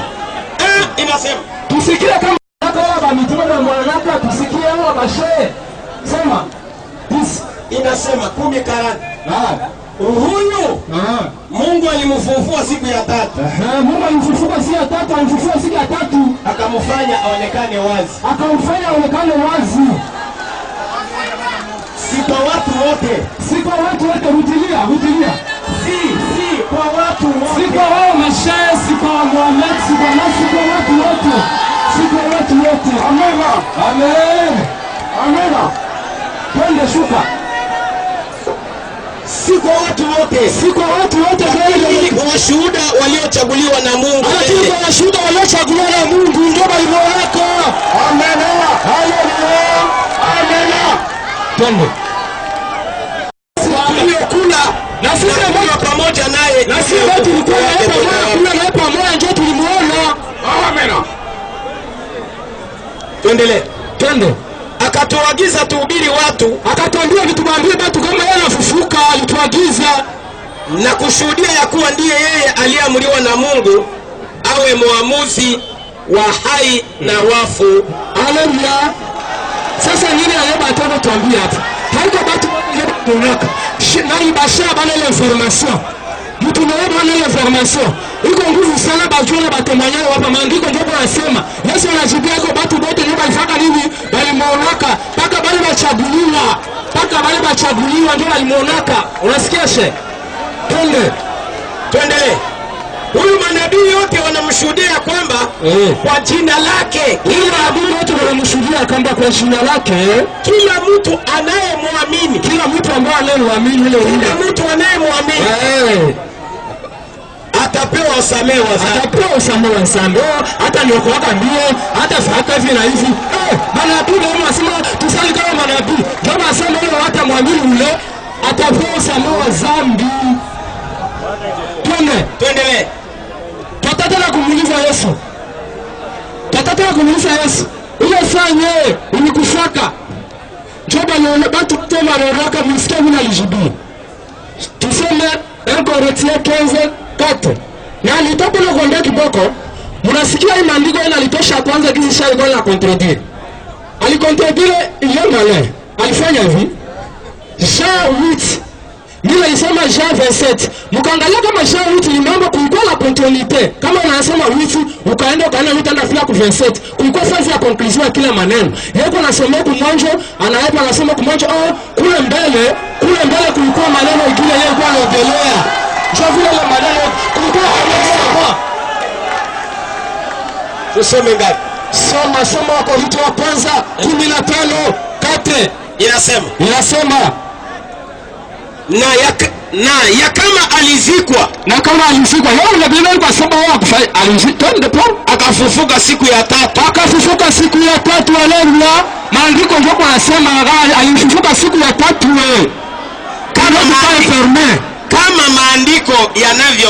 kama maandiko yanavyosema. Alifufuka siku ya tatu. Siku ya ngapi? Ya tatu. Ndio abiko informe na ile twende. Akaonekana na Kefa. Msikie mtu wa kwanza sasa yeye alifufuka. Mmoja mwanako wa kwanza basema Kefa. Twende wa pili. Tena na 12. Akaenda tena kuonekana kwa wale 12. Bila baimwanaka siko kufufuka alionekana na Kefa. Alionekana na wale 12. Twende wengine. Kisha alionekana na ndugu zaidi ya 500. Alionekana tena na ndugu zaidi ya 500. Twende. Tena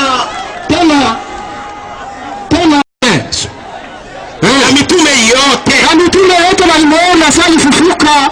Twende tena mahali mwingine. Na mwisho wote alionekana na mimi vile vile. Na mwisho wote alionekana na mimi vile vile. Yuko amshuhudia hapo. Ndio yuko sema hapa vile. Twende na maandiko. Kama na mmoja aliyezaliwa mbele ya wakati wake. Alionekana mwingine wale sana mbele wakati wake ilivyoka Yakobo. Twende by mtaa. Kwa sababu mimi mdogo katikati ya mitume nisiyestahili kuitwa mtume, kwa sababu nilitesa kanisa la Mungu. Sasa mbona nasikia baje siku ya kukusanya basa mwalimu sasa alifufuka. Wa kwanza kumuona alikuwa Kefa.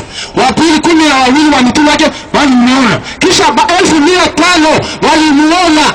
Alionekana tena na mie ndio maandiko yanasema. Tunasema tuko amshuhudia.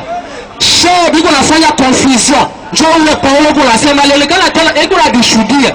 Watu ndio walimuona sana kufufuka kisha ile siku tatu. Wanasema c'est pourquoi nani 12:40 nasema haiko watu wote leo walimuona mpaka bado wachagulia. Washaka kumuona. Ule mtu mmoja nani maombe hakumuona. Hayo alionekana nini hapa bado bataya hapa. C'est pourquoi biko usomo biko wakatala. Yesu alikufanyisha siku tatu. Ndio wengine wanasema iko na kamata maandiko sana haja mwanzo kusangi wiki wezo. Kwa hiyo sema kwa mfano ana conclude kule mwisho. Hapo na huko tu mmoja unaleta spiritual. Na sasa na msomea mnasoma kule ndio kupotea. Kule mwisho maandiko tupiko na kumalisha kila kitu ndio ngana conclusion. Est-ce que pour conclusion kuna top. Yesu alikufaka. Haiko na huko naandika. Akafuka siku ya tatu. Kefa alimuona. Mitume 12 alimuona. 1500 alimuona. Ndio watoto katala hapa. Banjo batoko katala hapa. Ese tutazima leo pale. Leo. Ndio bakia ngapi? Baya malizi. Haleluya. Amena. Ingawa kama miniti naweza rakia 2 tu. Mimi tunapenda kuboresha neno moja. mashehe wanasema ya kama huyu Yesu Kristo hakufaka kwa dhambi yetu. Amen, amen. Mimi nataka kumuonesha ya kama Yesu Kristo hakufaka ndio kujua dhambi yetu sie. Fungula iko reche. Tayari. Ile Wakorintho wa kwanza sura 15 ni naye mikononi. Anza tu mstari wa 3 mpaka 4. Inasema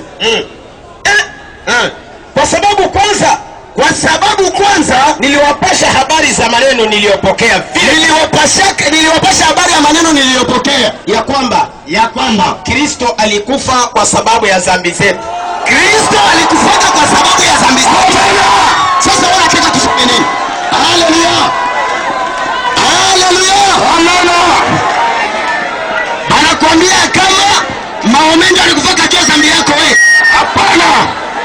Anakuambia Kristo ndiye alikufaka kwa dhambi yako. Sasa tunaweza potea juu ya nini? Benye balikufaka mpaka leo niko mifupa balikufukaka. Sababu anakuitoka kuwa Mungu mzima. Rudia watu wasikie. Tunasoma.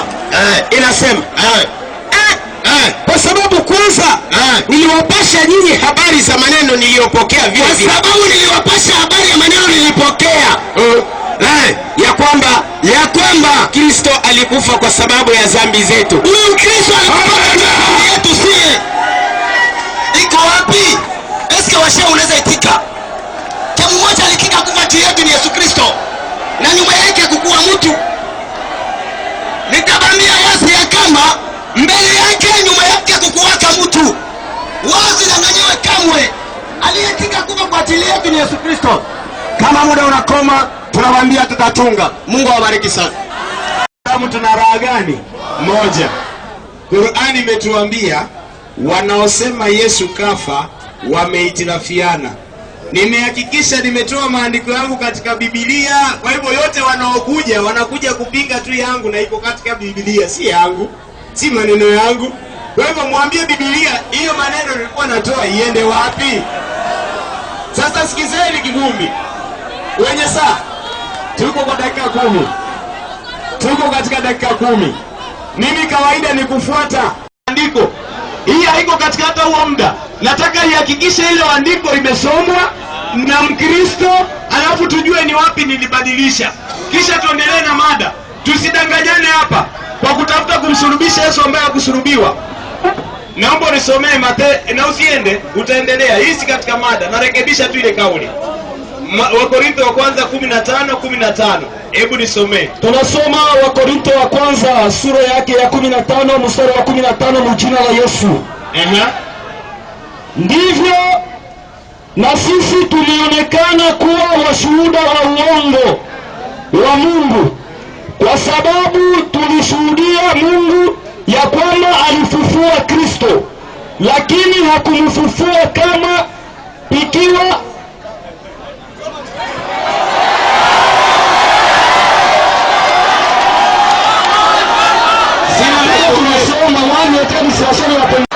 na kama ndivyo na sisi tumeonekana kuwa washuhuda wa uongo wa Mungu, kwa sababu tulishuhudia Mungu ya kwamba alifufua Kristo, lakini hakumfufua kama ikiwa wafu hawafufuliwi. Kuna kitu nilibadilisha. Naulizeni, kuna kitu nilibadilisha? Ili pastor anavyotoa andiko moja hapa ya kwamba kabla tuendelee na mada lazima tuweke kitu wazi. Kuna Wakristo sasa wanaona imekuwa nzito, wananiambia teremka chini. Pastor akitoa andiko kama Wakorintho 15:4 ya kwamba alionekana kwa watu fulani, hakuna mtu anamwambia teremka chini. Sasa mbona mimi mnaniambia teremke chini? Endelea. Wanafikiri nashindwa kuendelea. Tutakuja tu kwa muda. Ngoja kwanza, hii naweka wazi. Pastor anasema nimedanganya, nimebadilisha maandiko. Nataka ieleweke, sisi sio kazi yetu hapa kubadilisha maandiko. Kweli au si kweli Waislamu? Ikishaeleweka hiyo, tunaendelea na mada. Hakuna haja Muislamu nasimama hapa kwa dakika 20 nikieleza ukweli ulio katika roho yangu, nikijaribu kuwasaidia ndugu zetu, kisha mtu aje atoe kauli ya uongo ya kunisingizia mimi uongo, alafu tuendelee na somo. Watu watatoka hapo wakifikiria kazi yetu tumetoka Kenya. Mimi nilipe gharama kutoka Kenya mpaka hapa kuja kubadilisha maandiko yaliyoandikwa. na ukirudi nyumbani na kitabu yako utaisoma, utapata ukweli. Hiyo si kazi yetu, sio kazi yetu iliyotuleta hapa. Endelea. 16. Maana kama wafu hawafufuliwi, basi Kristo hakufufuliwa. Huko sikufika mimi, huko hata sikufika. Tuendelee tena. Wale walikuwa nasema teremke. Tuendelee. Ateremka. Mimi sina shida. Na kama Kristo hakufufuliwa, imani yenu ni bure. Tuendelee tena.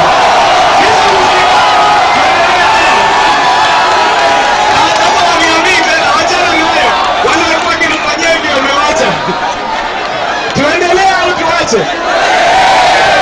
Waislamu wekeni mikono chini. Mimi nauliza wale walikuwa tunasema 17. Na kama Kristo hakufufuliwa, imani yenu ni bure. Mungali katika dhambi zenu. Fanyeni tena.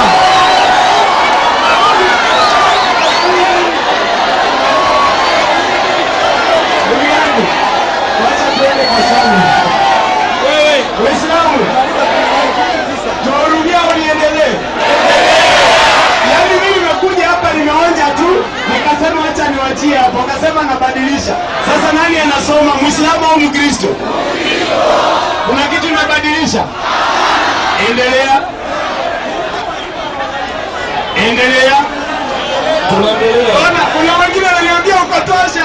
Haya, nimesikia. Wacha ongezee kamoja tu. Kamoja tu. Na wao waliolala katika Kristo Wamefanyaje? wamepotea.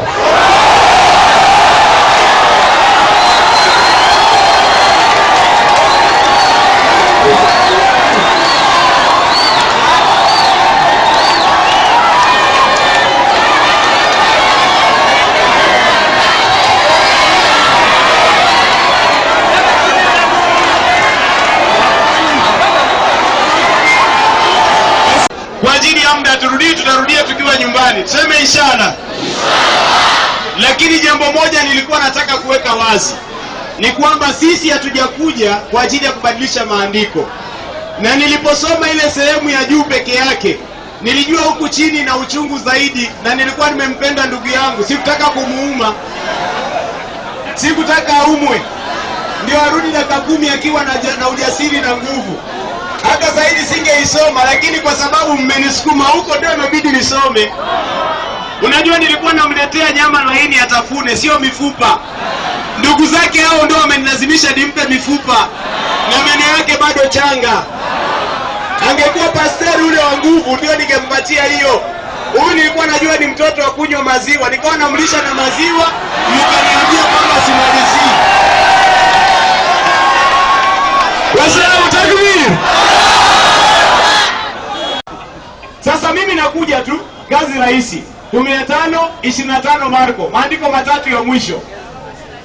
15:25 kitabu ni cha Marko.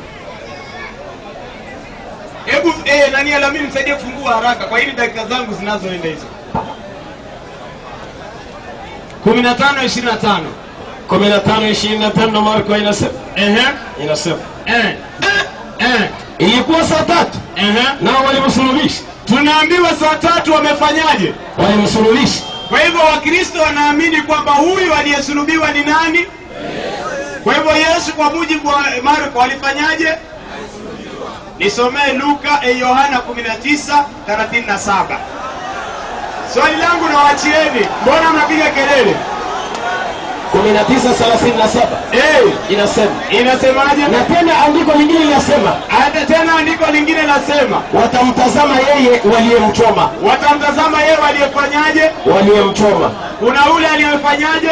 Amesulubishwa. Na kuna yule amefanyaje? Amechomwa. Ingine hii 13:8 Ufunuo. Mniambie Yesu gani alikufia dhambi zenu? Aliyesulubiwa, aliyechomwa au huyu hapa? Somo ya 3:8 inasema. Inasemaje? Na watu wote wataokoka juu ya dunia. Watamwabudu. Wale majina yao hayakuandikwa katika kitabu cha uzima cha Mungu. Mwana kondoo aliyechinjwa. Aliyefanyaje? Aliyechinjwa. Aliyefanyaje? Aliyechinjwa. Nauliza, Yesu yupi kafa kwa ajili ya dhambi zangu ndio mimi niamini kweli Yesu kafa? Aliyechinjwa, aliyechomwa au aliyesulubiwa? Sio kuja tu tuambie kwamba kafa. Nimeona kuna dakika moja, hata hiyo moja nawacha. Salamu alaykum. Nitaanza mbele na verse. Sasa muniache baka kuita hapa utasimama. Kala chini. Tusome like soma. Anja na 1 Corinthiens 15:20. Utasoma kichwani. Basi bado frere. Paulo akusemaga yeko Mungu. Sasa anamfunga Paulo, njoo kutusha temaraje yake. Basi kama mimi niko hubiri mambo ya bongo, kama niko hubiri Yesu alikufuaka, na hiyo mimi niko nasema tu mambo ya bongo. Toa Paulo kwa tilamante. Hakusemaga na kusema no, mimi niko bongo, haiko biko na bageuza maandiko.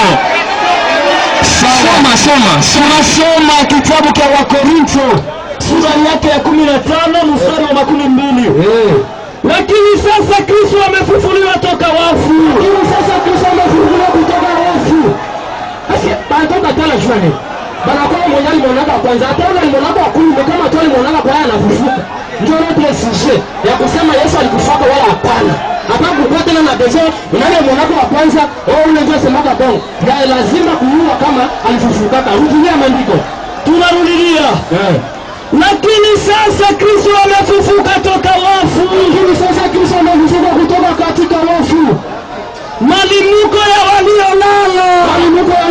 Katika kaburi. Sasa Mungu akataria ni malimuko ya waliolala. Twende. Maana kufa uliletwa na mtu. Maana kufa kuliletwa na mtu. Kata ile twende like 24:13.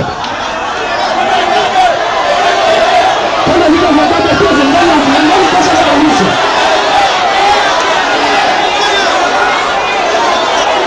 Like 24:13. Tunasoma. Wala sema wame sisi. Wame sisi nefu.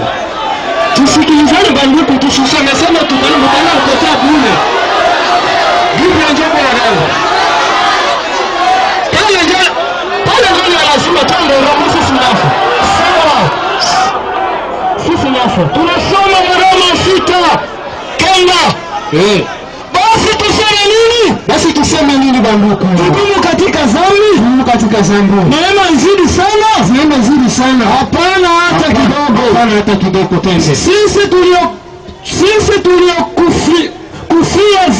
Sisi tuliokufia dhambi. Namna gani tutakaa ndani yake tena? Biko tusoma sana Yesu mwenyewe alikufa kwa ajili ya madhambi zetu. Jua ni neno la Islamu. Biko tena kwa dhambi.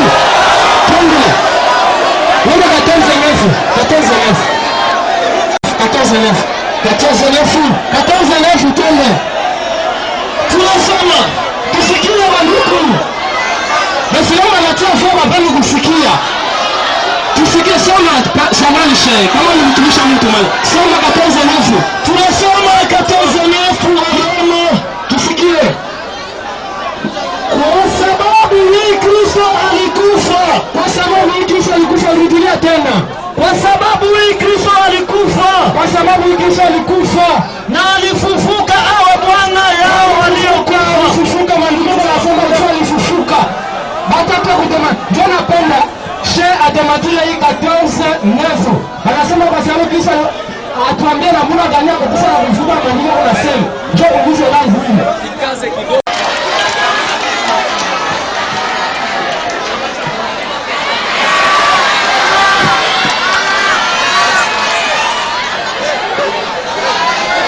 Assalamu alaikum wa rahmatullahi wa barakatuh. Assalamu alaikum wa rahmatullahi wa barakatuh.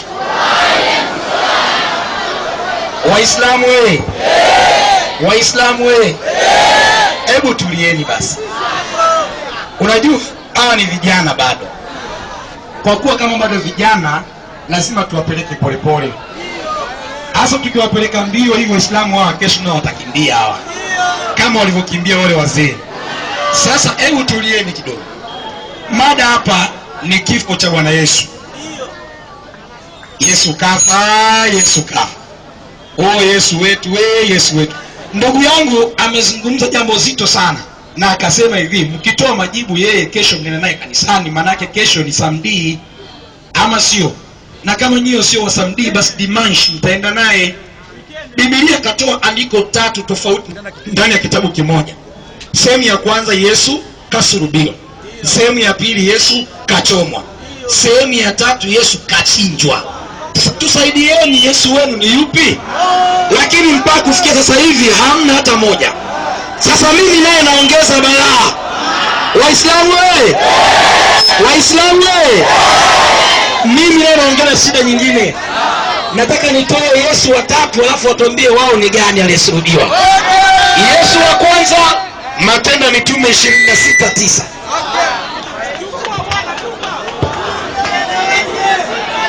Fanya haraka wewe. Tajari ngapi? 20 ngapi? 26:9 Matendo ya Mitume. 26:9 Matendo ya Mitume inasema. Safi.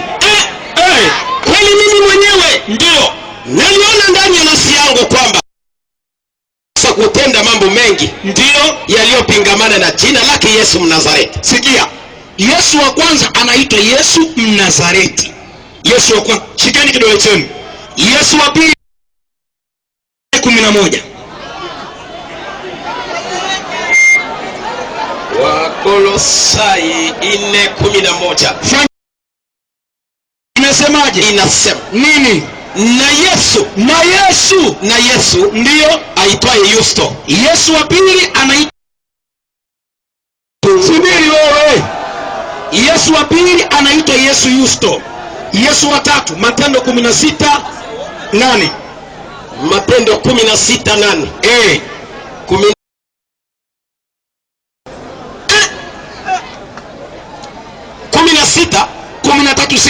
13:6 inafanya haraka. Tumeikuta mwalimu. Ndio. Walipokwisha kupita katika ya kisiwa chote mpaka Pafo, walipokwisha kupita katikati ya kisiwa chote mpaka Pafo, wakaona mtu mmoja, wakamuona mtu nabii wa uongo. Pili, nabii wa uongo, Myahudi. Hata Yesu wenu sio Mkongomani, ni Myahudi. Huyu naye pia ni Myahudi. Jina lake nani? Bara Yesu. Huyo ni Yesu wangapi? Watatu. Sasa tusaidieni. Wangapi hiyo? Watatu. Sasa na kule naye tumeambiwa kuna matukio ya aina ngapi? 3. Kuna tukio la Yesu kusulubiwa, 2 kuchomwa, 3 kuchinjwa. Nyie watoto nyie mna bahati nyie.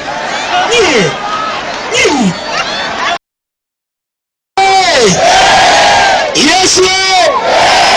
Hebu tuambie hawa wanatuambia kwamba eti wewe Yesu umekufa kwa ajili ya dhambi zao. Hawa dhambi wanazo hawana? Waraka wa kwanza Yohana 1:8. Inasemaje? Waraka wa kwanza wa Yohana 1:8. Sikilizeni maandiko Waislamu. Sikilizeni vitu inasemaje? Inasema tukisema kwamba ninyi wa Kristo mkisema kwamba hatuna dhambi, mkisema kwamba Yesu aliwafia wa Kristo hamna dhambi tena, twajidanganya wenyewe. Wa Kristo mnajidanganya wenyewe nafsi zenu. Wala kweli haimo mwetu. Unasikia? Hata kweli wa Kristo hamna. Na ndio maana Biblia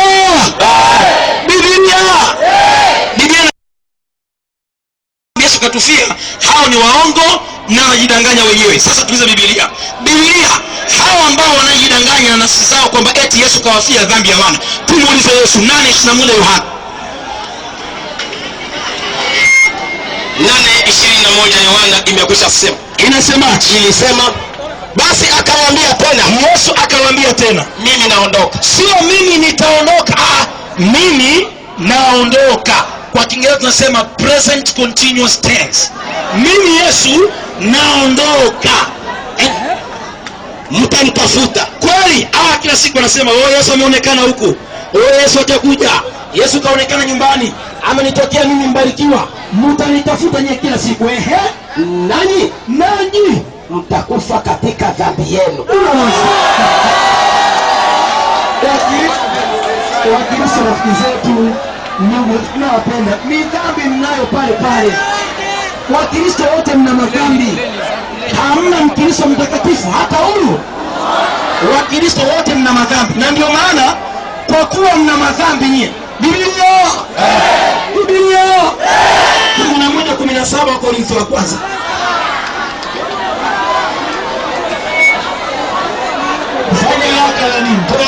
Inasema lakini katika kuagiza haya Si wasifu ya kwamba unakusanyika si kwa faida bali kwa hasara. Biblia inasema kwamba kuna watu wanakusanyika si kwa faida bali kwa hasara. Wakina nani? Maliza. Kwa maana Ukutanikapo kanisani, kuna kitu umeruka na mimi, angalia vizuri. kwa maana kwanza mkutanikapo kanisani Kuna nini? Mkutanikapo kanisani kuna nini? nasikia kuna faraka kwenu. Ndio maana msikilizani, mara Wakristo hawa sijui wa Zenzevoa hawa sijui Katolika hawa sijui nini, na kila mtu anasema ya kwamba eti Yesu katufia sisi. Sasa swali jiulizeni nyinyi wenyewe, Yesu kawafia wa Zenzevoa au kawafia wa Katolika au kawafia wa Neno au kawafia wa Bangu?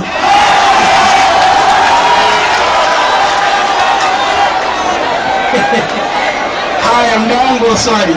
Mwenyekiti, nataka niulize na mimi nikaribisha. Waislamu takbir. Wakristo haleluya. Haleluya. Wakristo haleluya. Waislamu takbir. Usishangae nikisema haleluya. Nilipochukua nafasi ya mwenyekiti hapo katikati, kwa hivyo nikipiga takbiri na dunia nzima, Kongo nzima saizi mkutano kama huo upatikani. Hakuna pastor ataweka mkutano aite Sheikh Ibada pale, lakini sisi tumeweka na tumewaita majasiri hao wenye ushuhuda. Walikuja wale waoga, walienda kuandika barua. Sisi barua tunasoma hapa ni mbili tu, Qur'ani au Biblia. Barua nyingine hiyo ni yako na wewe na watoto wako. Huyu amejibu kwa dakika 5. Ilikuwa swali yenu mliouliza kwa dakika 3. Sasa anakuja kuuliza swali kwa upande wa Uislamu kwa dakika 3 na mna dakika 5 za kujibu. Sawa sawa? Kwanza ni swali kwa upande wetu. Hivyo ndio huenda swali huku na huku. Kisha mnakuwa na dakika 5. Dakika zako 3. Mimi swali langu na msikize nyewe vijana. Sikizeni swali la kidume hapa cha Allah. Waislamu wewe, sikilizeni swali hili. Luka 24:44. 24:44 inasema, hapa hakuna mchezo. Hapa lazima kieleweke. 24 Inasemaje? inasema Ndio. na wengine waliokuwa pamoja nasi walikwenda kaburini wakaona vivyo hivyo. 24:44 Luka 24:44 ni kweli inasema. Akawaambia hayo ndio nilikuwa nataka. Ulikuwa unasoma ngapi mwanzo? 24. Si unaona? Mashallah. Mimi nina Roho Mtakatifu, wewe ukikosea tunajua ile andiko sio. Alikuwa anasoma 24. Roho Mtakatifu akaniambia hapana, anakosea huyo. 24:44. Kisha akawaambia, Yesu akawaambia, hayo ndiyo maneno yangu niliyowaambia. Sikilizeni maneno ya Yesu haya. Hayo ndiyo maneno yangu niliyowaambia nilipokuwa nikali pamoja nanyi. Nilipokuwa nikali pamoja na nyinyi. Ya kwamba mimi Yesu niliwaambia ya kwamba nini? Ni lazima yatimize yote. Sikilizeni, ni lazima yatimizwe yote niliyoandikiwa katika Torati ya Musa. Sikilizeni, Yesu anasema niliwaambieni lazima yatimizwe yote niliyoandikiwa mimi Yesu katika Taurati ya Musa na nani? Na katika manabii, ya kwamba nitafanyeje? Na Zaburi, na katika Zaburi ya kwamba nitafanyeje?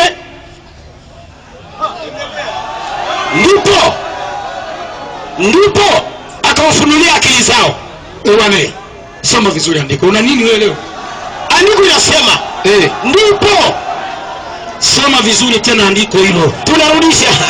Unakosea. Nasema Ama leo hujakula mchana? Inasema Leo mchana. Kisha akawaambia, hayo ndio maneno yangu niliyowaambia nilipokuwa nikali pamoja nanyi. Safi. Ya kwamba ni lazima yatimizwe yote niliyoandikiwa katika Torati ya Musa na nani? Na katika manabii. Safi. Na Zaburi. Ndipo akawafunulia akili zao wapate kuelewa na maandiko. Safi. Akawaambia, nini? Ndivyo ilivyoandikwa. Sikia, ndivyo ilivyoandikwa. Kuandikwa nini? Kwamba nini? Kristo atateswa. Kristo yani Yesu atateswa na kufufuka siku ya tatu. Na Yesu atafufuka siku ya tatu. Na kwamba ndio mataifa yote watahubiriwa kwa jina lake habari ya toba. Basi tosha. Aya, sikilizeni swali sasa. Sikilizeni swali Jamani, sikilizeni swali. Yesu anasema Taurati inaandika kwamba Yesu atakufa, atafufuka siku ya tatu. Ile andiko la Taurati. Naomba andiko ndani ya Taurati. Wapi Taurati imeandika Kristo atateswa, atakufa na atafufuka siku ya tatu ndani ya Taurati? Waislamu takbir. Wakristo haleluya. Swali nafikiri imeeleweka. Swali, hebu naomba kukuwe na utulivu. Tulieni, nataka kuleta mwalimu. Tutulie. Swali imeulizwa kwamba Yesu anasema imeandikwa katika Torati na manabii na Zaburi, lakini mwalimu amewacha manabii na Zaburi. Amesema tu anataka katika Torati wapi imeandikwa ya kwamba Kristo atateswa na kufufuka. Kwa hivyo swali lilikoko mezani linatoka jawabu ndani ya Torati. Wapi katika Torati kwa maneno au kwa vitabu alivyoandika Musa? Nangojea mwenye kujibu. Na kama hujui, wacha nikusaidie. Mwanzo, Kutoka, Walawi, Kumbukumbu la Torati na Hesabu. Wapi huko Yesu aliambiwa atateswa na kufufuka na kufufuka? Okay, ili kwa petit problème. Ni petit problème tu sana. Aye peut-être mzania wao pale ndio tutakwambia. Nadhani kwa introduction kwa verse yangu ya kwanza nilianza kusema no prophète. Nilianza prophecy. Tusome Isaïe 53:12. Tusikie na muna gani bale bana Biblia ilikuwa biko tunyamaza Mungu baba, tuseme Isaïe 53.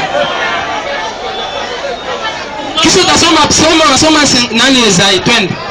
Tunasoma Isaya 53:12.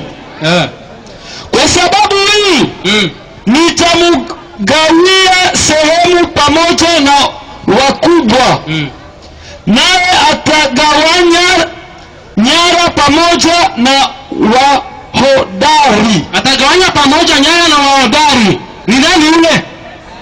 Twende. Hapo ndio kitabu ya Baroma hadi kuandika juu ya Yesu hapa. Twende.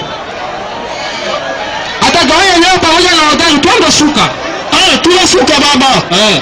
Kwa sababu alimwanga nafsi yake hata kufa. Kwa sababu alimwanga nafsi yake hata kufa. Siku kitabu hapa alisema ni nani alimwanga nafsi yake hata kufa? Si Yesu. Yeye yule maisha mtae. Twende. Akahesabiwa. Nyamaza. Rudilia ile andiko biko na zomea kwa santima. Rudilia hayo. Tunarudia Mungu. Tunarudia. Kwa sababu hii nitamgawia sehemu pamoja na wakubwa. Twende tena. Naye atagawa nyara pamoja na wahodari. Twende. Kwa sababu alimwanga nafsi yake hata kufa.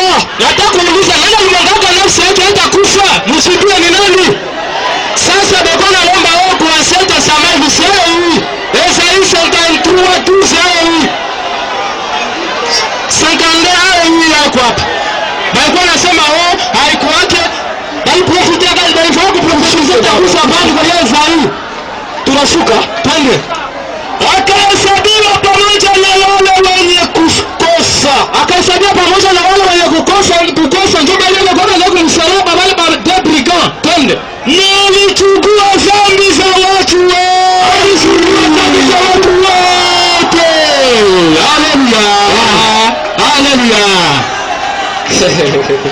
Soke tena. Utaeleweka chambusi maisha. Twende. Tusikie. Bataeleweka mzuri. Na alichukua dhambi za watu wengi. Ni kuombea wenye kukosa. Joel. Haiko ndio ni Biblia. Na kukitabu yeye aliomba ndio inatoka. Twende. Soma ile. Soma tu kusoma baba. Muda yanaendelea baba. Tuko kusaburi. Soma 22, soma 19 kwanza. Soma 17-19.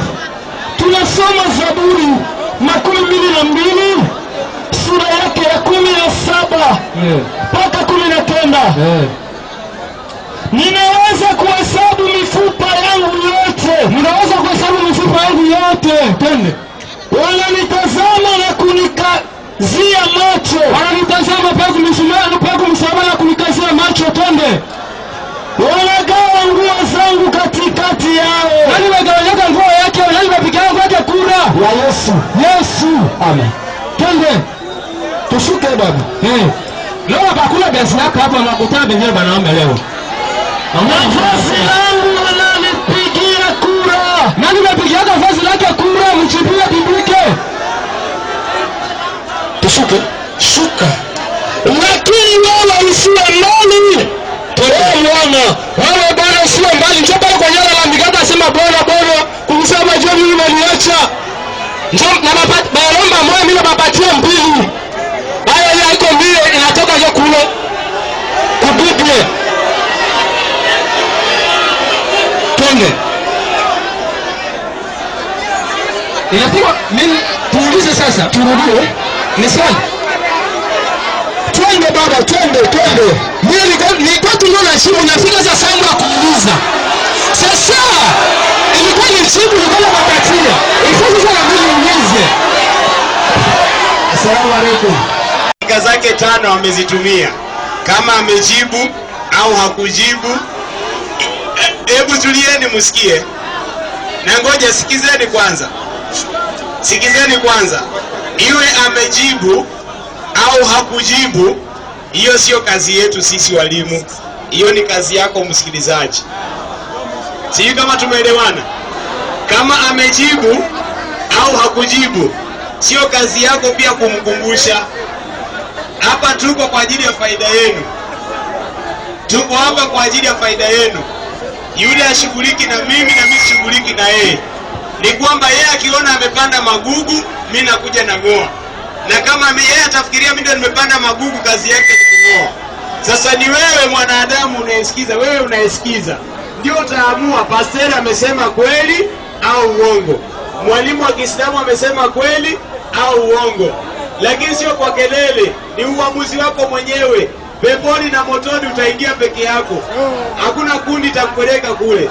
Kama ni mbinguni unaenda peke yako, kama ni motoni unaenda peke yako. Kwa hivyo dakika 3 swali lenu. Napenda sasa na mbili baulize mashehe. Na mbele kuuliza nitaanza na verset biblique. Tusibitanishie. Batusome 1 Corinthiens 15:3. Nakwenda pale. Ndio sasa nibapige question. Soma. Tunasoma Wakorintho 15:3 yake. Nyamaza kwanza. Tusikilizane. Soma. Tunasoma.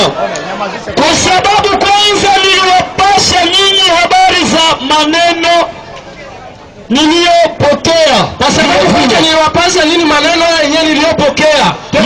Ya kwamba Kristo alikufa kwa sababu ya dhambi yetu. Kwa sababu Kristo alikufa kwa ajili ya dhambi zetu, sio bote. Twende.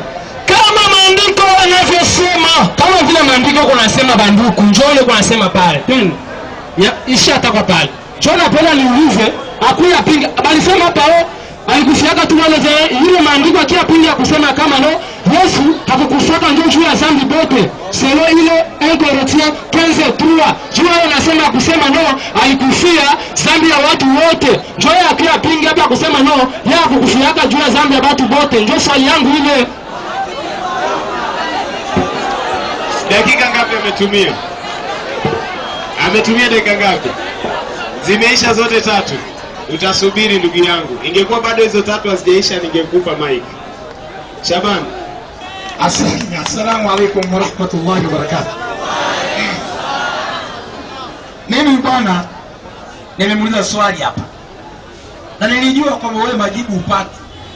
Swali niliuliza hivi, kwa kauli ya Yesu mwenyewe akisema lazima yatimizwe yote niliyoandikiwa katika Taurati na manabii na Zaburi, ya kwamba Kristo atateswa na kufa na siku ya 3 kufufuka. Nikauliza swali, kauli hii ni ya Bwana Yesu kasema. Sasa nisaidieni nyinyi mapasteri, wapi ndani ya Taurati, wapi ndani ya Taurati imeandikwa Kristo atateswa na kufa na kufuka siku ya 3? Isaya. Isaya. Sasa Isaya ndo Taurati? Hapana. Alafu mimi namshangaa ametoa kitabu cha Isaya andiko mali linampinga yeye mwenyewe. Huyu hapa 53:12 Isaya. Si mnaleta yeye mwenyewe. Kwani nilitoa mimi na kifua cha kutoa andiko hilo? Kifua chenye kiko wapi hapa? Sina kifua mimi. Soma hiyo andiko. 53:12 ilisema. Ndio uko anasoma huyu. Kwa hiyo nitagawia sehemu pamoja na wakuu.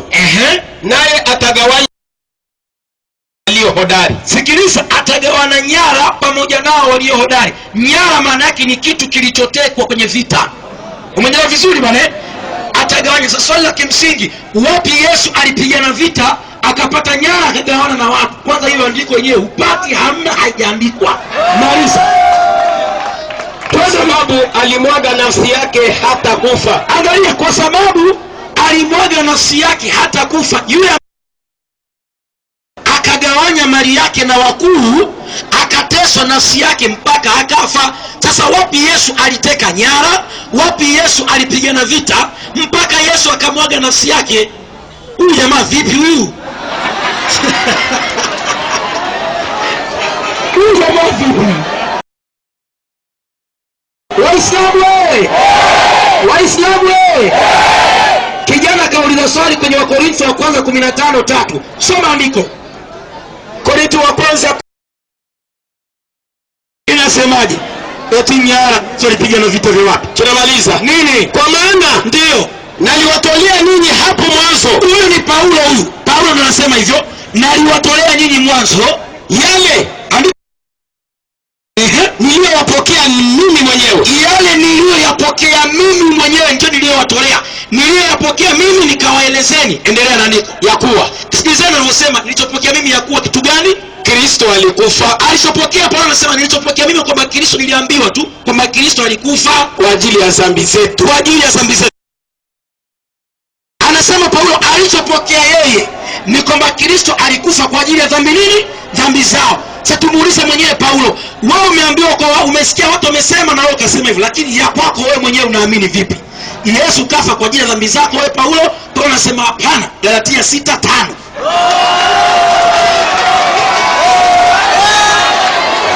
Kwa Galatia 6 Paulo inasemaje? Sikilizeni. Inasema maana kila mtu atalichukua nini?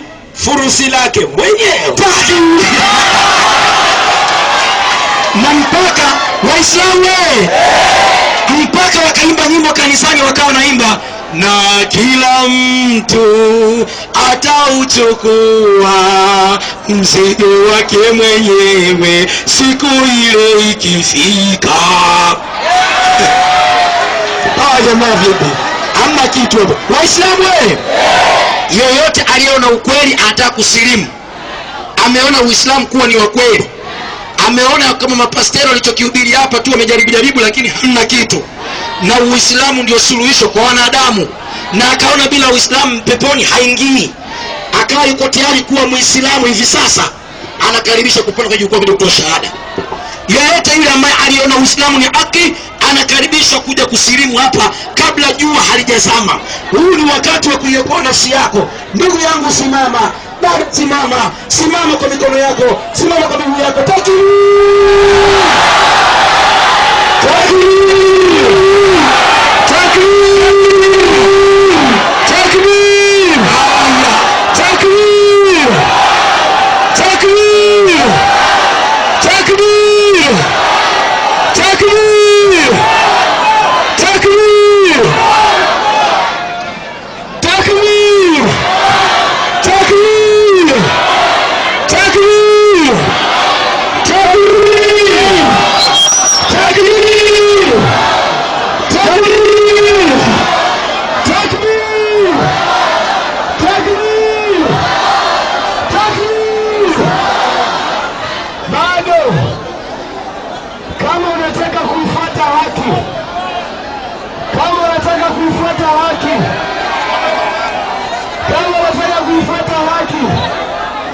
Mlango uko wazi, nafasi imefunguka.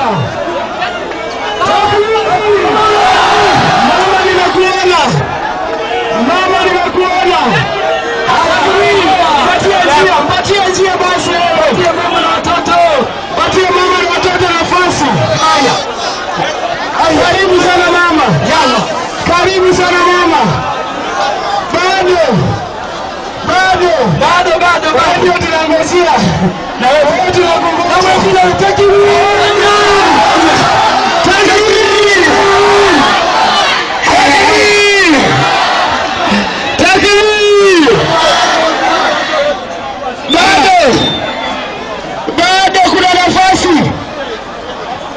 bado kuna nafasi, Bwana hapa njia, bado kuna mtu huko, bado kuna mtu huko,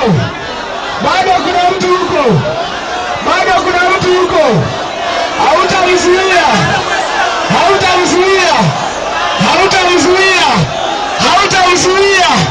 Kama anakuja mwaibisha shetani, kama anakuja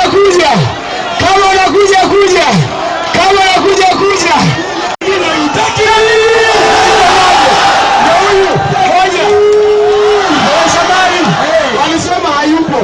Ndio huyu. Mwangalieni vizuri. Kidume hicho. Ndio huyu. Angalia vizuri. Ndio huyu. Bado tunangoja. Ni tasbihi yake. Bado tunangoja. Hawajaisha. Hatuna haraka. Hawajaisha.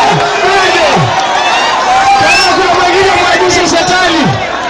Waislamu wengine mwaibisha shetani. Waislamu. Hakuna Mungu kama wewe Allah. Hakuna Mungu kama wewe Allah.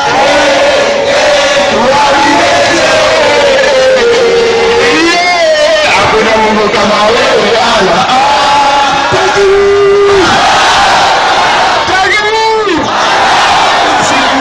Leo pia unajua kuimba. Silimisha huko, shika maiki. Unaitwa nani?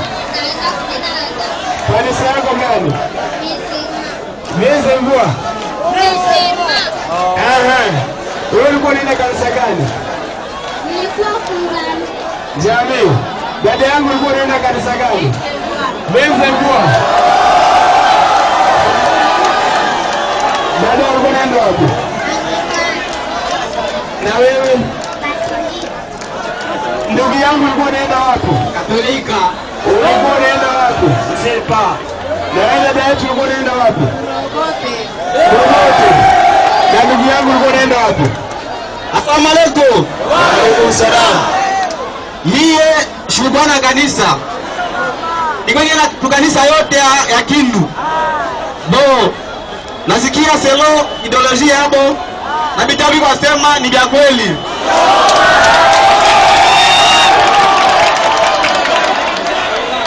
Kwa kuanzia leo mimi nakufaka. Uislamu ni nakufiaka. Yesu takbir.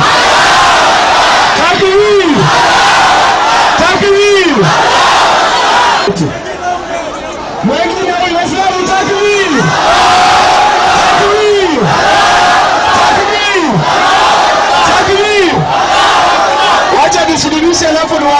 kitu moja. Hebu Muislamu mmoja kuja hapa. Wanaume umekuja usikie mic hapa. Waislamu takbir. Kuna kitu nitawaambia, ngoja kwanza nifanye ya muhimu hapa. Sawa? Nataka niwaambie kitu kimoja. Hebu weka mic kwa mlio, usikie mic. Hebu tumia mkono wa kulia, inua kidole juu. Mtasema baada yangu, sema bismi